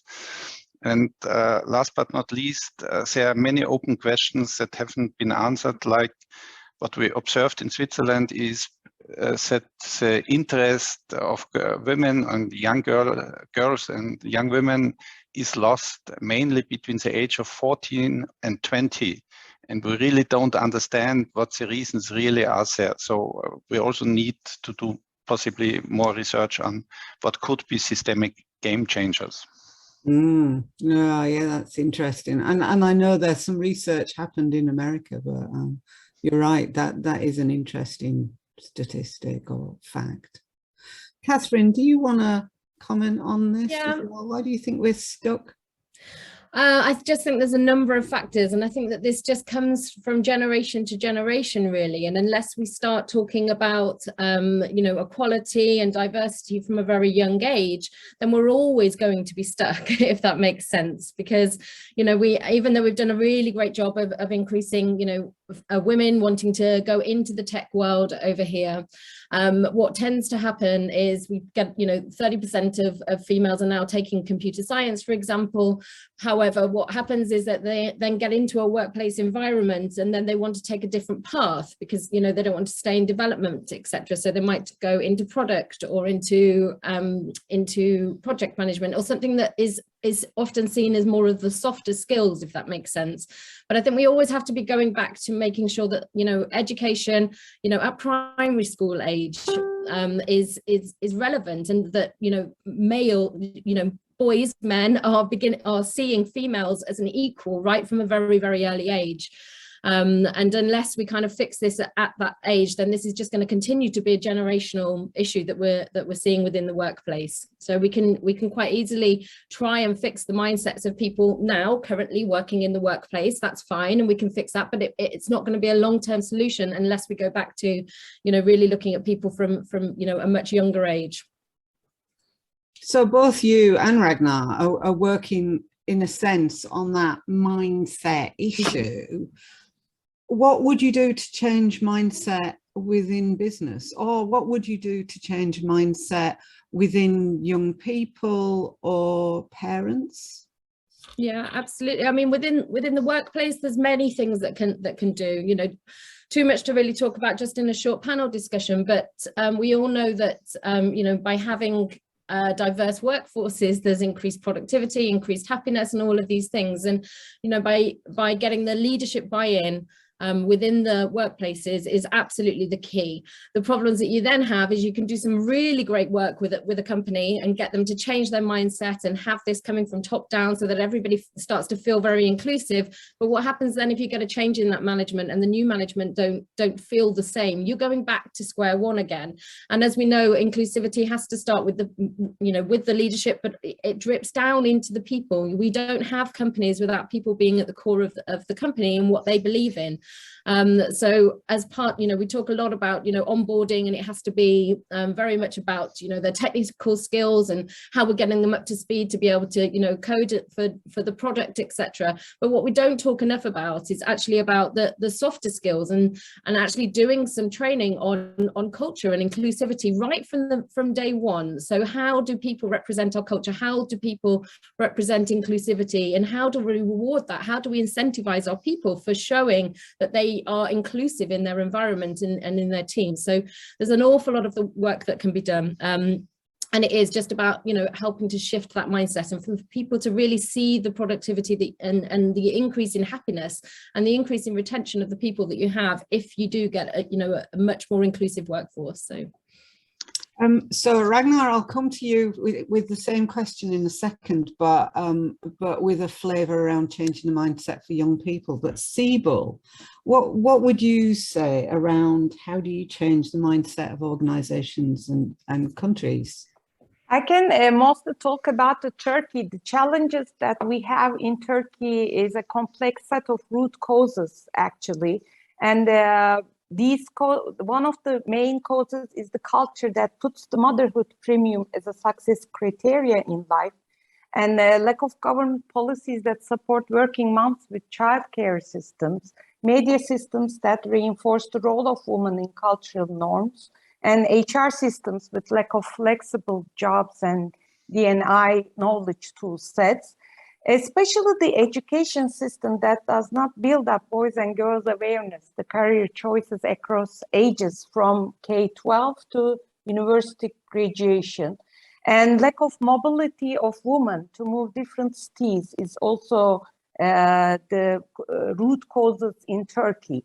And parent education system to mobilize parents as a change agent for a gender equal future is one of the root causes in Turkey also. And according to ISECA report in 2016, which was conducted among more than their 500 female members, nearly half of them pointed out as number of one barrier experienced by women in technology is lack of mentors, about 48%. And the second is the lack of female role models in the field. As Sharon says in her speech, 70% of the girls think differently when they are hearing the role model women, role models, when they hear them and they change their mind. And as Turkish Win, we give back by sharing stories, videos of role models, practical tips and networks in our digital give back platforms. And with 18K members and over 100K followers, we focus on the next generation of jobs and skills to leap forward. And the Million Women Mentors program that we share with you is the amazing addition to our offering to young women in STEM who are looking, who are eager and motivated to build careers they love. So the main of the STEM mentoring is to increase women's integration into Turkey's workforce, especially in STEM fields through mentorship. As said, to build a gender equal country and future, we need to change all changes to happen and coordinate these changes in a complex ecosystem. You know, what you're saying just so rings true. And you say, oh, this is for Turkey, but actually I recognize this all across Europe. And so we have common problems and we can come together to commonly fix them. Yeah. So, yeah, thank you. And Ragnar, what do we do to change mindset of young people? Ooh, yeah, I get the most difficult question here. No, right? I'm sorry. I'm sorry. No, I think I can talk about this from two perspectives. Like one, I'm a young person myself, and I think generally my experience with getting into the STEM field wasn't the most positive, right? And so what I would have wished for, and that's something that we as a company, as SkillLab also can do when we give our tool to young people, is create transparency and create insight into what it takes to take on a career in tech or a career in STEM and what it means, because I think there's so many stereotypes around those. There are so many barriers that get created in people's minds that don't really exist. And I think what we can do is we can provide the information to young people and say, here is what it really means, and here are the cool things that you can do with an education in those fields. So that's one part. And then on the other side, building tech teams myself here at SkillLab and in my previous jobs, I think there are a variety of practical things that one can do to make sure that in your sourcing of candidates, in your attraction process for candidates, your selection process, you create a process that does not exclude anyone and that makes it even more attractive for diverse candidates to apply and to be successful in the process. So let me talk about those a little bit. I think very simple things like checking the language in your job ads for gender bias. It's like one of the most simple things you can do. There's so many studies on women not applying for jobs that have a lot of requirements. So as simple as reducing the number of requirements in the job ad will already generate more female candidates for your organization. Having a diverse selection team, a hiring team in your company helps as well. People will hire for their own diversity, so to say. So I think, and that in turn inspires the candidate to see, oh, here's a diverse team and here's somewhere where I can feel at home. These are two very small practical things I think companies can do. For us as a really small organization, I think it's super important that we start with this right away. I think if you already have a 100-person strong IT team, it's going to be very, very hard to bring that to a good 50-50 balance. So recognizing this challenge early on, I think is another step to make sure that in the long run for any organization, you can have a diverse and inclusive team. Okay, so that kind of segues us beautifully into, you know, give us some practical things that we can do. Reinhard, what can we do? What can we do to fix this situation? Well, I think just a quick word about what we can do in the workplace. I think to my experience, in many situations, there is a communication culture which is neither attractive for women nor for a significant part of men, shaped by lots of aggressions, by the culture of the brilliant argument wins, even if it's crap what is decided. And so I think we would all benefit if we would change this, the communication culture. But then what we can do most is, I think, in the education system. So if we would make sure that if studies at universities do not provide advantages for those with a lot of experience in coding, but rather everybody has equal chances, then we would attract much more women and possibly also more men to the university studies. The US has been very successful, achieving nearly 50% of graduates being women that way. This is an option. Then we also have the options that on the earlier schools, primary and secondary school, that we really try to make the education attractive for girls in the whole setting, how we set up. My experience also based on research projects being carried out by colleagues at our university is really, if you look at the robots young pupils should play with, then you immediately understand that the design, the shapes, the beauty is no issue. They're ugly things. And this might sound ridiculous, but it's all a system of things not designed for the interest of girls, including how coding is taught. It's not girls' topics, but it's typically boys' topics. So I think we can do a lot. And then the essential part is, of course, also educating the teachers, increasing the awareness among teachers that there is this strong bias, and we have to get out of this. And I also think that then in particular in secondary school, we should make and we could make strong attempts to teach computational thinking in the context of not STEM topics, but maybe in the context of humanities topics. Because we do know that in the future, in all areas where high expertise is required, computational thinking will play an important role, including humanities. And so really do a lot to make the education attractive for girls, young women. So we have a lot of options there.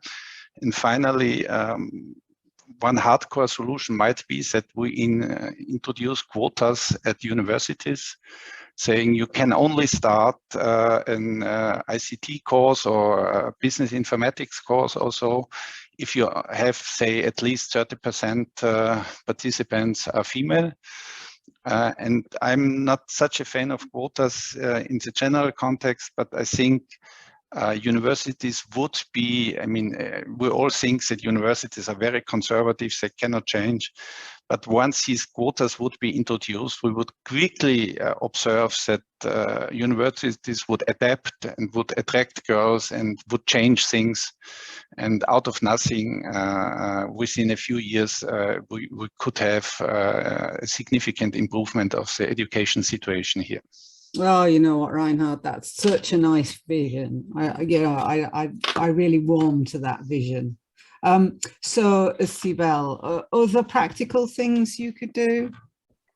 Actually, quotas are also, we have the same opinion, maybe not sounds good, but for hiring the company and white talent metrics, it's kind of necessity in some companies. If the targets are not set in numbers, declared in full transparency, we think that process is difficult to measure.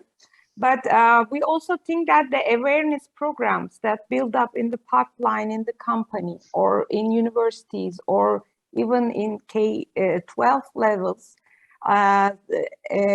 mentoring and coaching programs, leadership programs, awareness campaigns and networks is really very effective. When we look at especially the companies setups. And setting up the diversity and equity and inclusion communities at the workplace and setting up this diversity in the projects for the K-12 levels or the university levels. And maybe some quotas there also, having the gender equality in the groups, what they are doing in the project can be a solution. Especially in STEM fields such as IT, which is a male-dominant environment, we find the younger we can inspire young girls and women to expand their career horizons, the better. That's why the Million Women Mentors program, we call it, is very important to bring that change to women and girls by increasing attraction in the STEM field, and the age group is between 15 and 25. You know, I was just about to say, you know, we don't need to steal Mary Cleary's thunder, and then Mary comes into the chat and says subtle messaging in the media must be addressed. I'm so with you. This is the subtle messaging that shows that the male techie is something that you perhaps wouldn't desire to be, and most male techies wouldn't even be that. They wouldn't, you know, they wouldn't look like that. Catherine, one or two last words on what we might do to practically fix things. Yeah, I mean, if you're talking specifically about the workplace, you can, you know, you need to really do a full sort of audit on what your workplace looks like to make that sort of inclusive environment to be able to attract more females into, you know, tech and innovation world. And this even like goes back to looking at your benefit schemes and you know, as we've already touched upon, the hiring you know, the hiring processes, etc., and who's involved in those hiring processes. But, you know, with the benefit schemes, you know, if you're giving everybody, you know, a certain amount of money towards a gym membership, for example, but you've got a single mom who perhaps isn't going to be using that gym membership, maybe they would prefer to have that money towards, you know, a babysitter so that they can attend the events that they're meant to, you know, that everybody is attending outside of work hours, for example, so that they can have a babysitter and attend these and feel inclusive. Because the minute you start, you know, excluding people from the events and you know, other benefits that we have which are outside of the usual sort of benefits, then people, you know, do feel very excluded, and then that creates an exclusive workplace where, you know, it doesn't attract the females into it. So I think we really have to go back to absolute basics, and every company is different and can do different things. So it is really about, you know,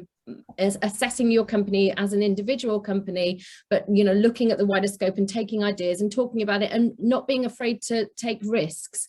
And, you know, I think one of the biggest challenges that we do come up against is people are still a little bit frightened about making mistakes with regards to, you know, diversity, equality and all of these things, and saying the right things or doing the right things and making a mistake. Well, if we're not having the conversations and we're not discussing and we're not opening up our people into the discussions, we're never going to be able to learn. So this is how we, you know, really start to shift that mindset.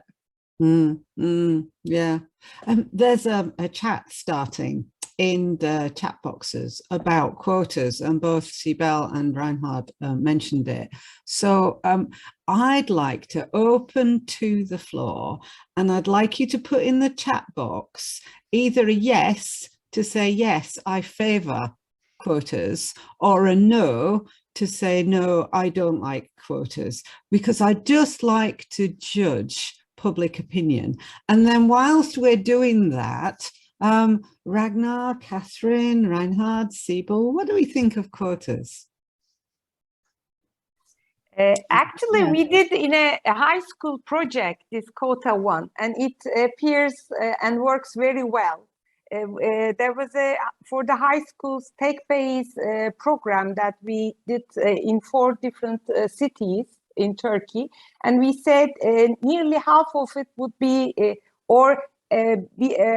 2 out of 5 would be girls, and they did it, and it was more than actually this percent, 40%. It was more than 40%, and it worked very well. And when the children, when the girls did some coding and some technical things, they realized that they can do it, and it was a big challenge for them.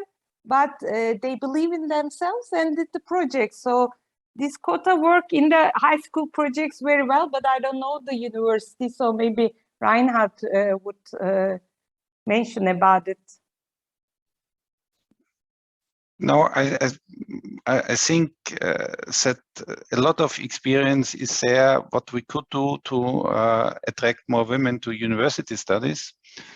As I mentioned, the experience from the US, and we have to do something that this experience is taken up in Europe, and we move forward. And the quota is not there, I think, in a sense that it changes, it has a direct effect, but in the sense that it has an effect on the people designing university programs, that they make them in a way more attractive, and there are lots of possibilities to do that. And once these programs will be changed, then I think also we will no longer need quotas. I mean, it's really an incentive for the people responsible for designing degree programs, bachelor and master degree programs. That's my perspective on this.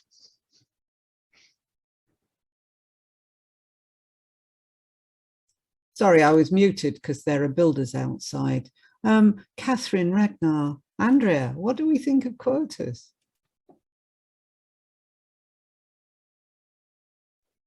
Yeah, Andrea, please go ahead. Yeah, I'm really sorry that I'm late, everyone. I was on UK time, not Central European time, so apologies. I thought I was early, but obviously I was late. So quotas, they have positives and negatives, really. I think the way to look at it is, you know, I know that in Norway they had quotas for women and increased it, but it can actually have a knock-on effect of that people are not getting the roles on merit. And so I think we need to be really careful about what we actually say when we're putting those quotas out there. I think we can have goals rather than quotas. I think having quotas has a negative connotation. And Ragnar? Yeah, I think quotas are an instrument that has its place in certain environments. I want to offer one perspective on quotas from myself, building a diverse IT team or software engineering team. It's impossible to have a quota for 50-50 quota because I don't get the candidates in there, and I'm Can competing. I introduce you to my friend Catherine Gunnarsson?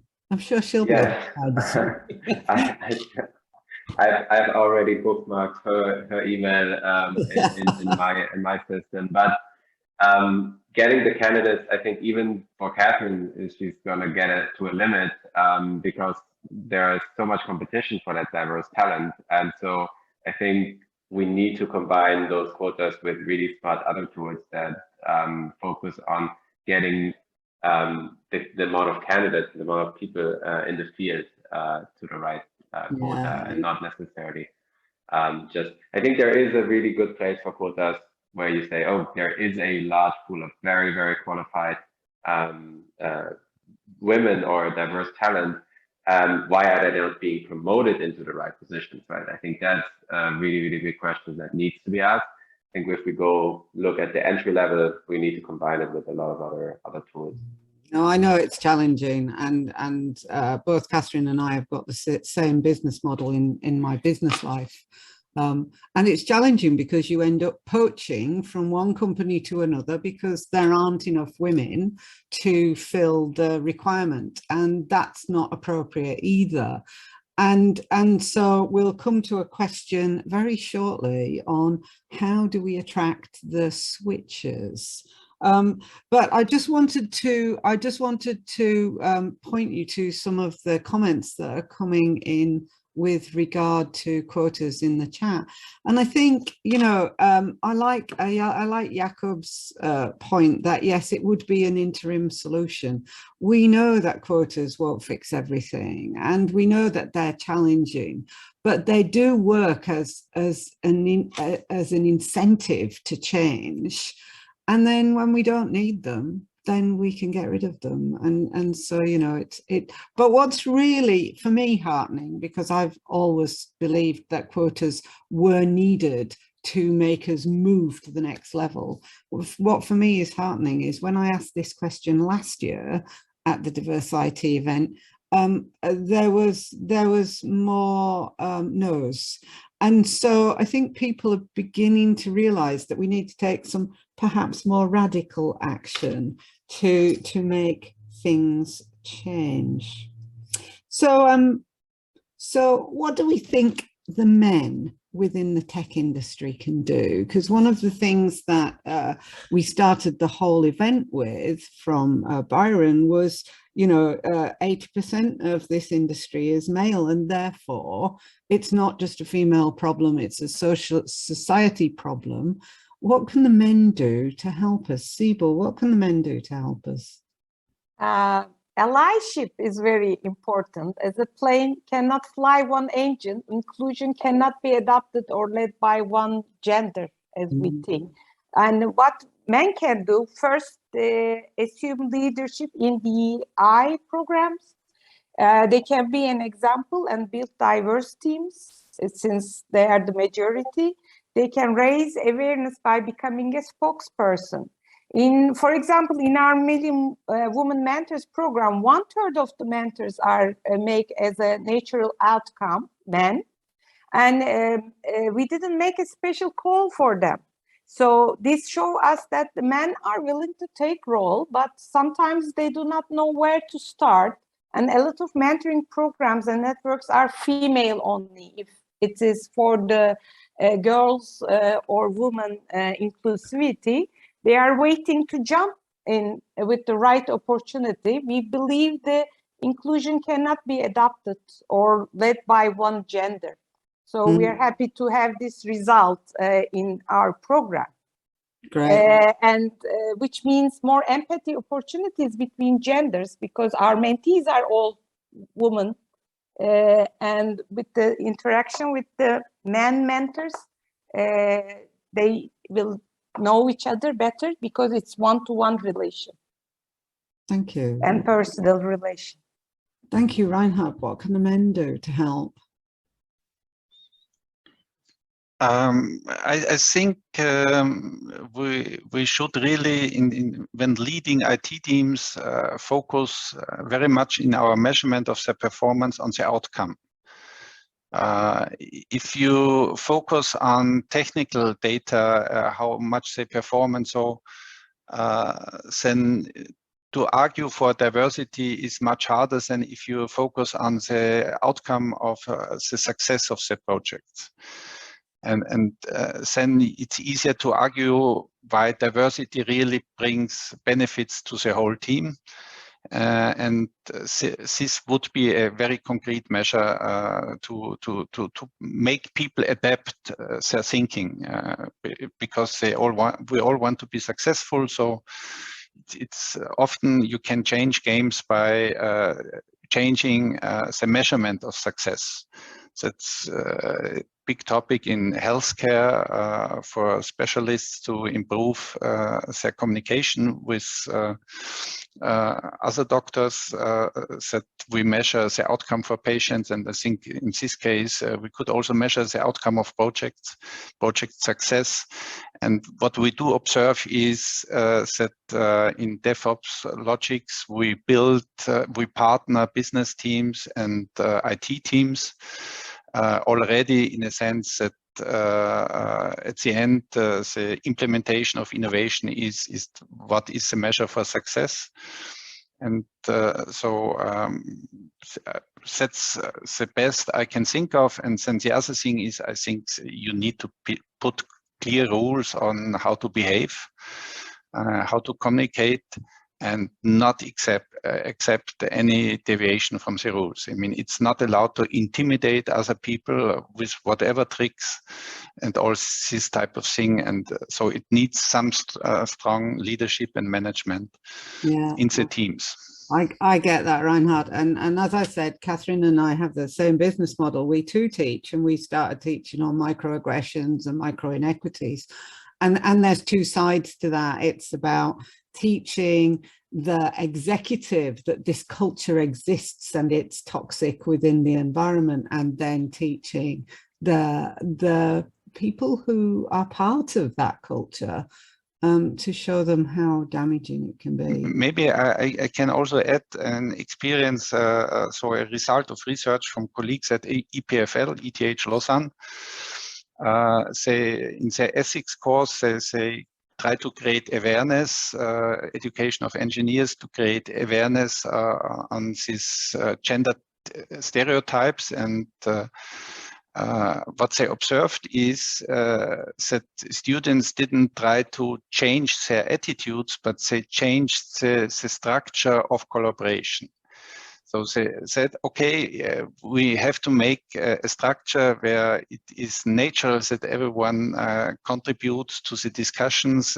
We just set up the rules for the collaboration in a different way.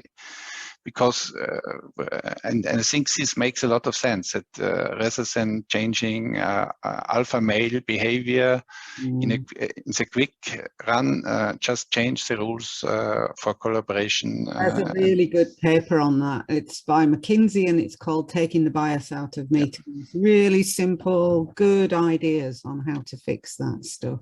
Can I just jump in a little bit? Yeah, no, because I was going to come to one of the women.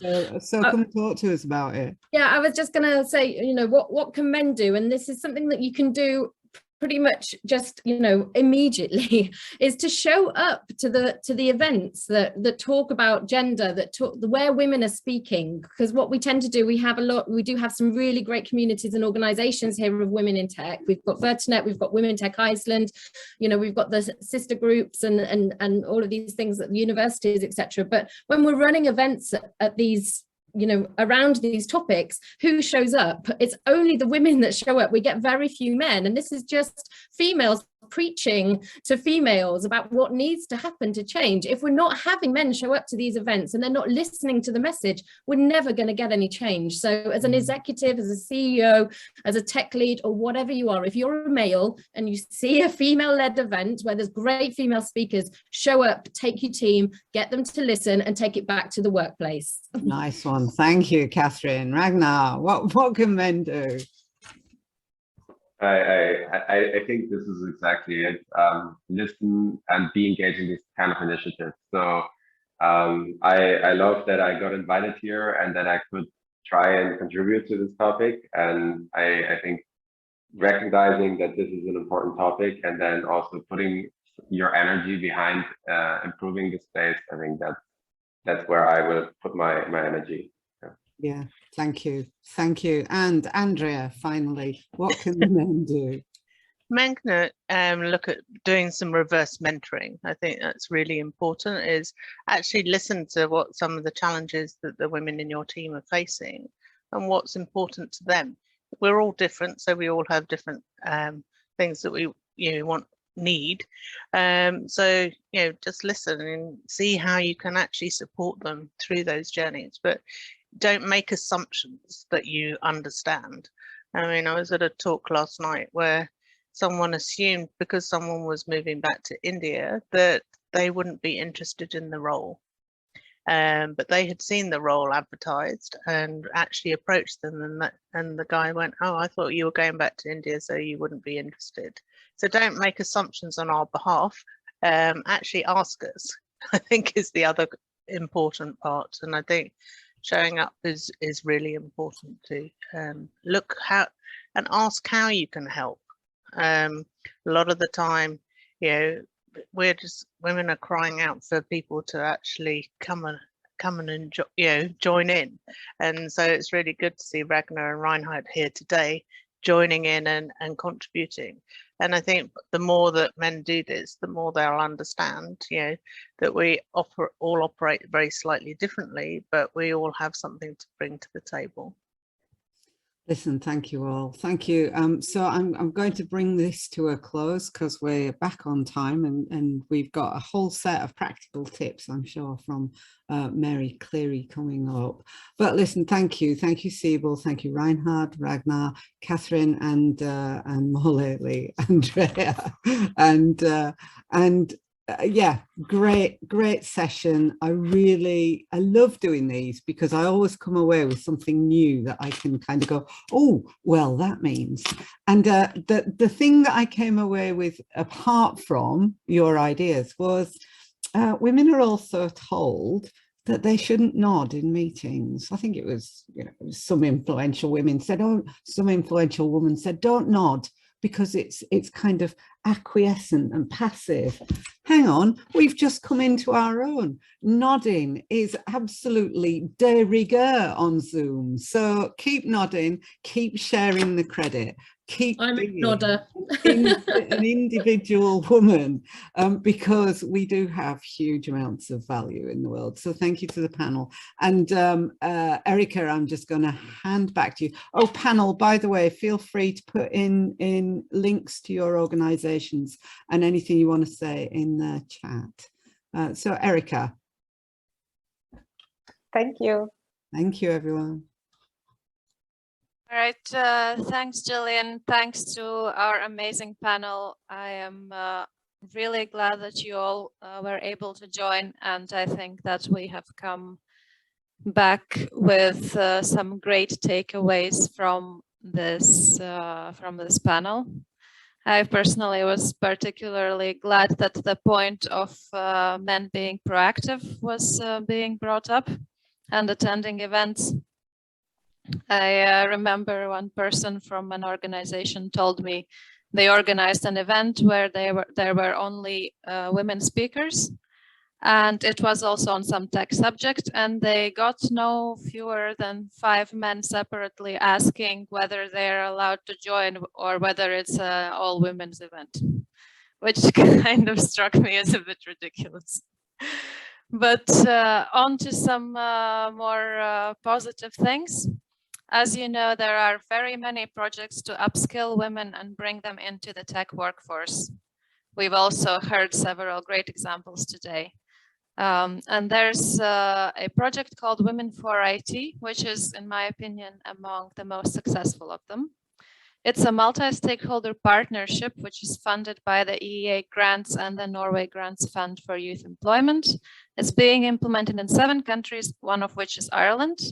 And I would like to welcome Mary Cleary, who is the Secretary General of the Irish Computer Society. And the ICS has been leading the implementation of this project in Ireland. Mary, please share your success story with us. Thank you very much, Erica. I will first of all try to share my screen and see if this will work. So can you see my screen now? Is that working? Yeah, all good. Great. Okay. So thank you very much for your introduction, Erica. And I'm just so inspired and have so much inspiration from the last conversation that I'm not sure what else I can add. But what I can do, I suppose, is just talk a little bit about one project and one of the many approaches that have been taken to attract women and to educate women for careers in IT, and to ensure that they get the pathway laid out for them, so that they can see that this really is an appropriate way for them to move through their lives. This project that I'm going to talk about focuses on women who are disadvantaged, but who are full of potential and can also offer contribute greatly to the IT professional world, as well as establishing themselves as successful members of the workforce, and showing their confidence and their readiness for further education and career progression. We want to make sure through projects like this that we increase the number of women's faces that will turn up on that Google search for CEOs and CTOs that Sharon mentioned. So I just want to tell you first of all that I'm representing the Irish Computer Society. I'm Secretary General there, and it is the professional body for IT. So we do all of the things that you would expect a professional body to do. We want to be the voice of the profession in Ireland, the natural home, the organisation that IT professionals will join and will feel that they are respected and they're highly visible in society by virtue of being a member of their professional body. Very importantly, in the context of this event today, we believe that we are an inclusive and diverse organisation, and we recognise the different kind of specialisms that people can bring to the IT profession. So it's something that's very important to us as a professional body, that we can embrace this kind of diversity. So why women for IT? Well, we know that I don't have to go through all of the statistics again. We know that we have a very small proportion of women working in the IT industry right across the world, not only in Europe, but across the world. And we also know that we are in a serious situation regarding the skill level of the IT workforce. And 52% of the European workforce needs some kind of education, retraining, upskilling, etc. So we really are trying to, in this project, address two different issues. One of them is, of course, the topic of our event today, that we don't have enough women in IT. We want to make the IT profession more diverse, and in the context of the female participation. Of course, there are other kinds of diversity as well, but we're talking about the gender diversity today.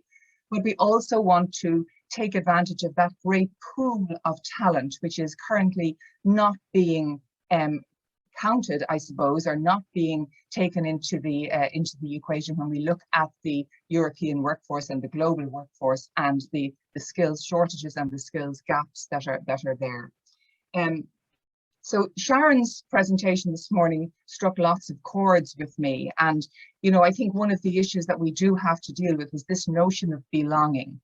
Being a member of a group, and lots of studies have shown, and we've done a couple in Ireland in our higher education and university sector, looking at why girls choose or do not choose careers in IT, and trying to rationalize why they pick the careers that they do pick, and feeling that they are going to be a member of a group, an accepted member of a community, a definable community, is very important for young women. And maybe that hasn't been, or certainly their perception is that hasn't been associated with careers in IT. I think also, because we live in a democratic society, we don't think consciously about bias and discrimination. But within our society, within our democratic society, we all here know that there is a considerable amount of unconscious bias.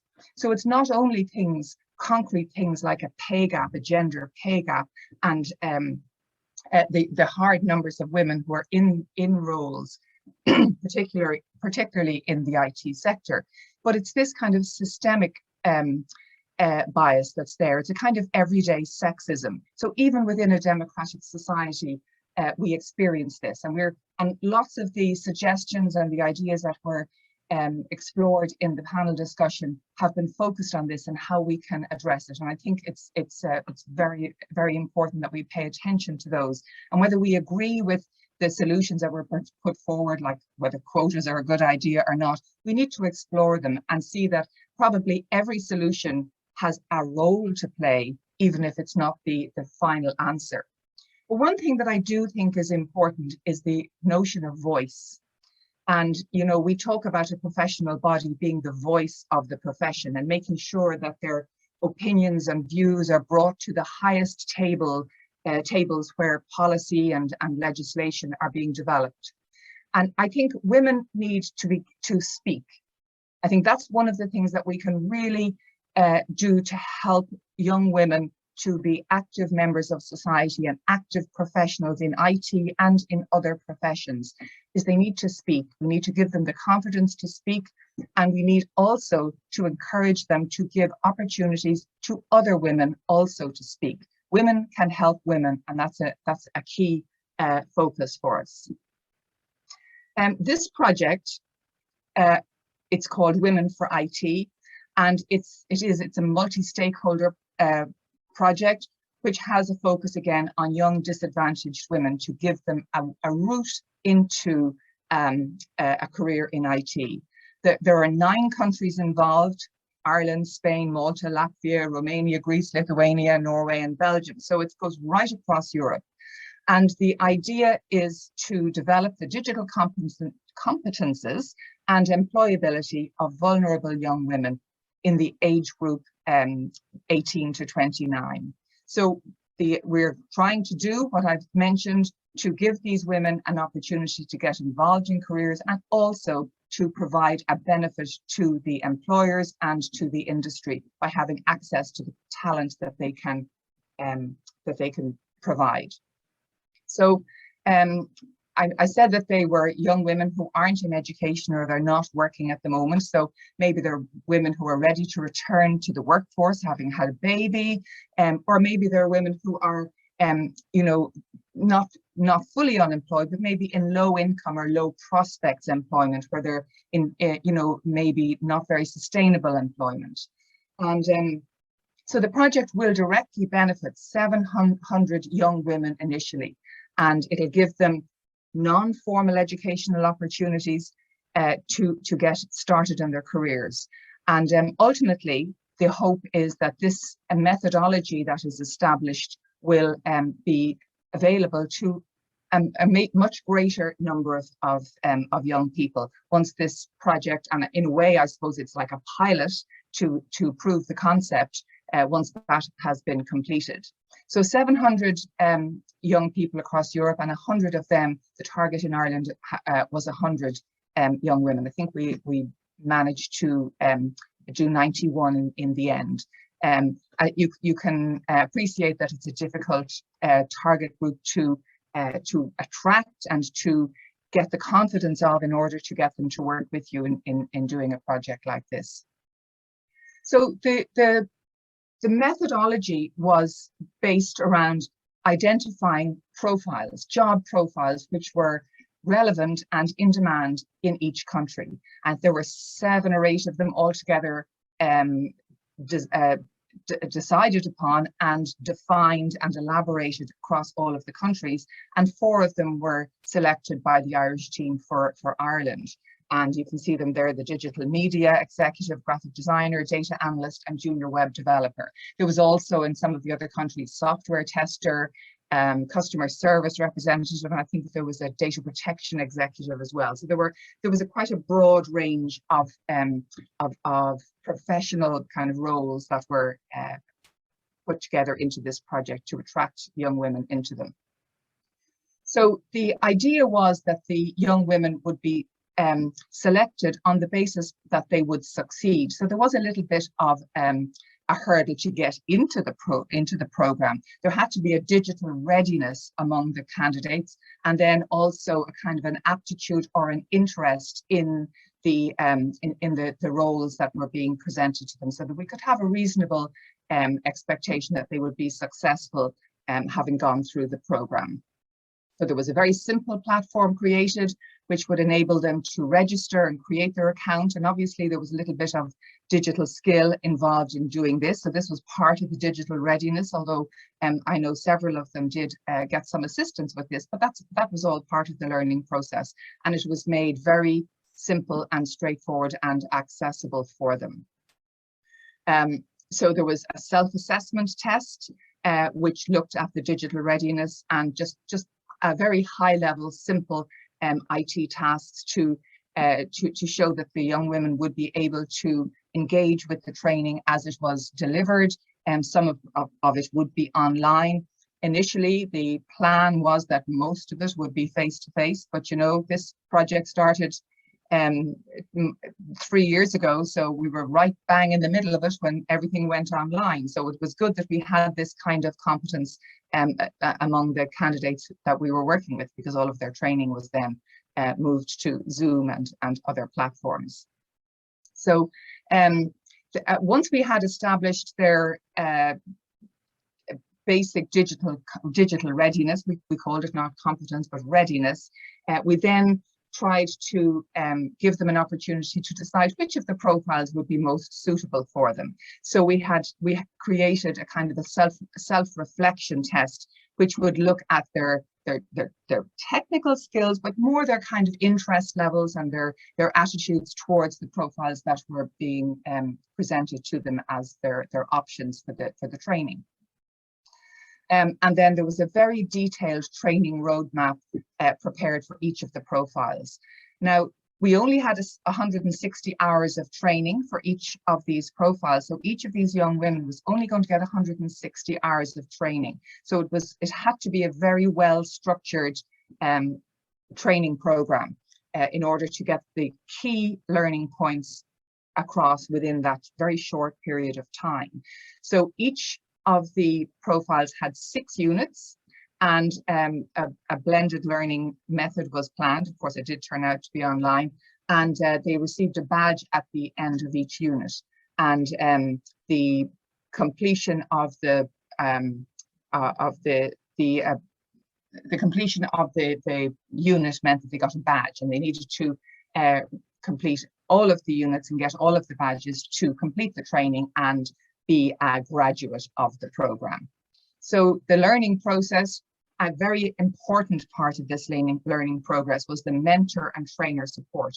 You'd expect that in any training program that the trainer would provide support to the candidates, but there was also, for each candidate, there was a mentor assigned, and the mentor was charged with keeping in touch with the young person in between the training, being available to discuss assignments and talking to them about any difficulties they would have. So some of them may have had some issues with childcare, or they may have had issues with, you know, just motivation and keeping on board with the training program. And the mentors were very important in keeping them on board. And we did find in this project that it was a very successful strategy, having a kind of online friend who could support you through the process was really very important. Also, I want to mention the employment element, because the employers were identified, each partner identified a team of employers who worked with them in the drawing up of the curriculum and the program of training. And this was very important because it meant that it was work-based and it was practical, the kind of education that we were providing for these young women. And there was guidance then as towards the end of the program to help them to prepare for employment and to prepare their CVs, be ready for interviews and all of that. And then, of course, we wanted to make a little bit of a fuss of them at the end of the day, and we did that with a graduation ceremony. So the plan was we'd have a nice, of course, face-to-face graduation ceremony, and this is the way it turned out. But it was great, and it was very successful, and they were all very pleased also to attend the Zoom graduation ceremony. You can see some of them are wearing their T-shirt. We provided them with T-shirts, Women for IT T-shirts, you know, just as a little token at the end of their training. So that was how the training was managed. And then I mentioned the employers, and a toolkit was provided also to facilitate the employment of these young women. This was a practical resource that would that was used to get the employers on board, to raise their awareness about the young women that would be becoming available to them, and also to attract the young women, to tell them about the kinds of jobs and the kinds of opportunities and the kinds of employers and the prospects, etc., that would be available to them as they came towards the end of their program. I suppose the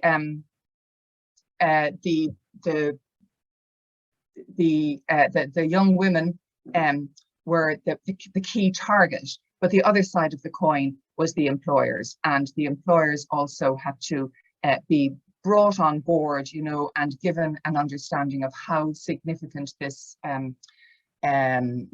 program would be, and how it could help them in order to meet the needs that they had, and to show them that there was a resource out there, and there was a pool of young people that could provide some of the needs that they had for people in to fill the vacancies that they would have in their organizations. So finally, our results were, I think, very, very good. Across Europe, they were similar. I'm just showing the Ireland figures here, but we had a target of 100 people. I think we had 91 young women trained in total. And so some of them were employed in the roles that they were trained in immediately after the training.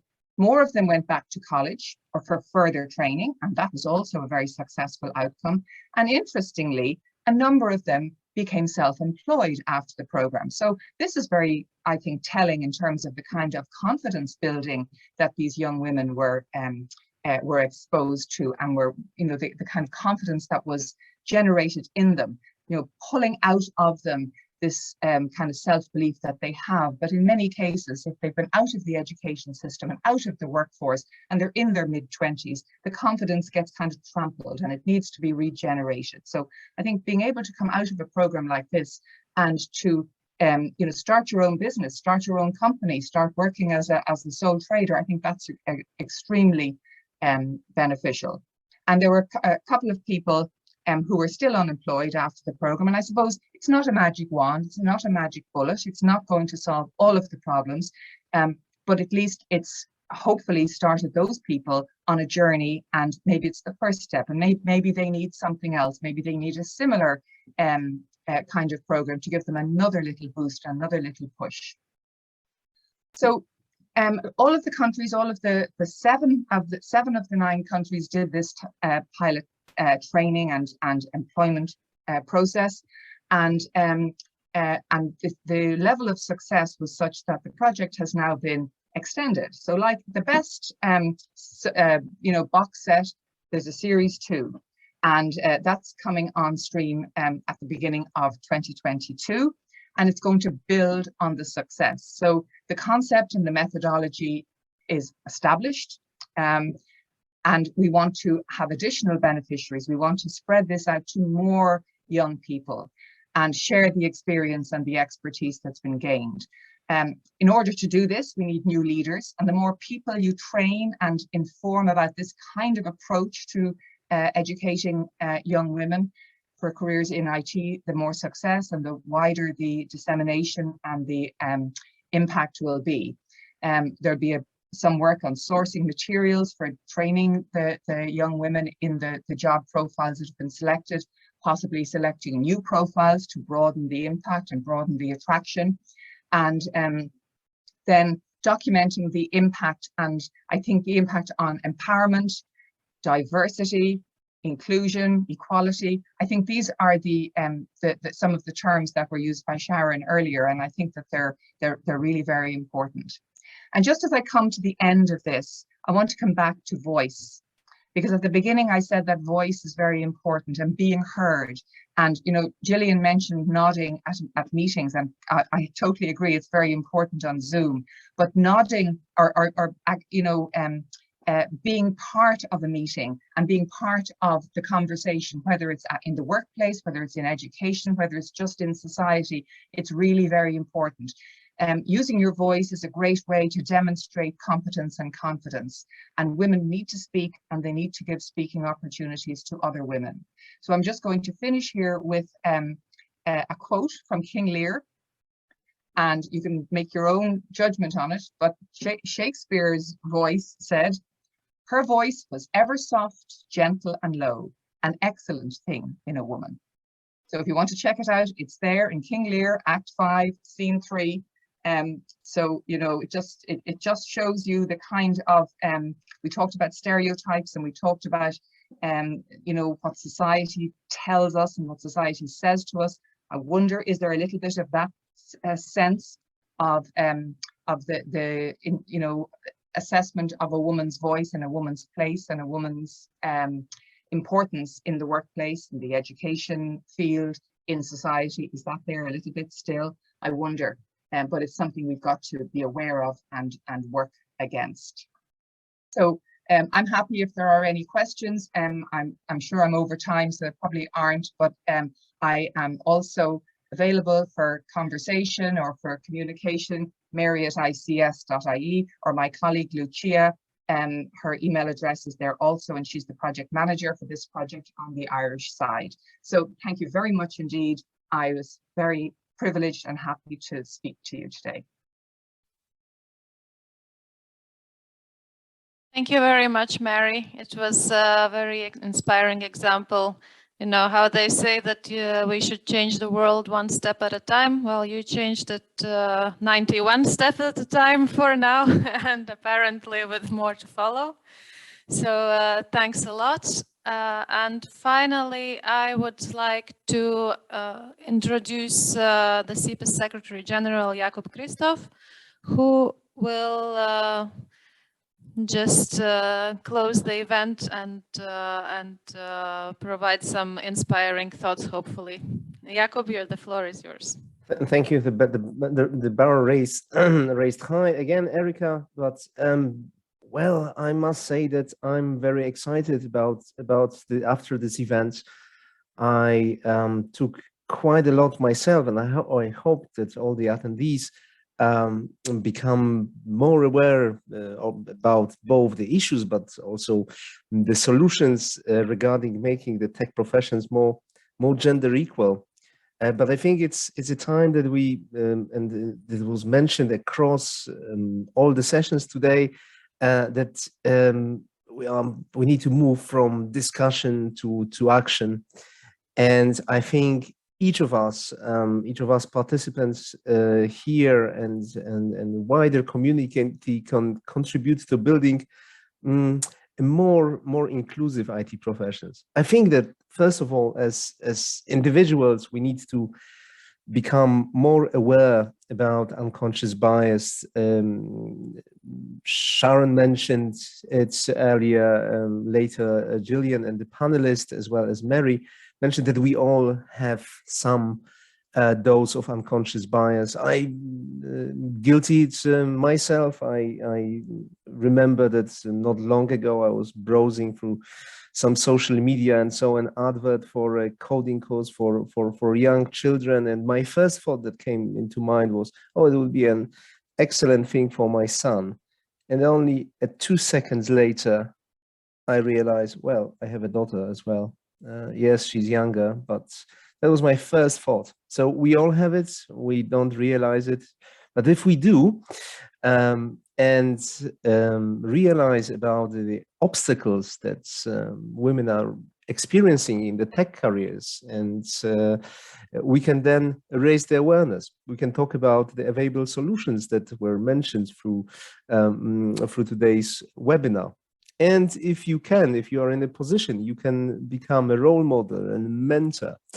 And it's not only, as it was said by the panelists and also mentioned by by Mary, we should speak up, but not only women, also men should speak up, should participate in our involvement as men. I'm talking as a man, of contribution is essential.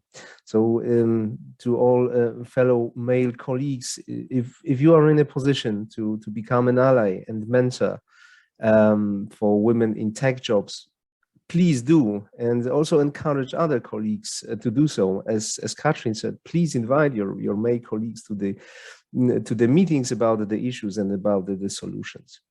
But also we need to bring our individual inspirations to our organization, our organizations, our companies that we are working for. And we should try to help them analyze the current situation. Byron in the beginning mentioned his own company and the current situations, and identify certain needs. And I think the next step would be to set the concrete goals in this area. There are so many excellent ideas, projects, as Mary showed, and other initiatives that would help to set those goals. And I need to mention here that it would be also an excellent moment to apply for DiversIT Charter, our CEPIS initiative that's been so successfully led by Jillian and the whole Women in ICT group. And last but not least, I know that among the attendants are our CEPIS members, representative of the Computer Society of Europe. Please follow the fantastic example of Icelandic Computer Society and the Turkish Computer Society. I'd like to also share my congratulations to both of them for achieving their awards in DiversIT Charter. I think the role of the Computer Society is to be a beacon of best practice. And I think the promoting diversity in your own countries is extremely important part of this responsibility and privilege of representing IT professional. So we can lead the process of building the diverse IT sector in your countries together with companies and individuals. Thank you very much once again. Thank you very much to all speakers, to all panelists. Thank you very much to Erica for hosting and preparing this event. I really hope that you enjoyed it. For more information, Erica just posted a link on the chat. If you'd like to find out more and apply, please apply for the charter. Please click the link that Erica just shared, or contact herself or myself directly. Thank you very much for today. It was really inspiring for me, and I hope it was equally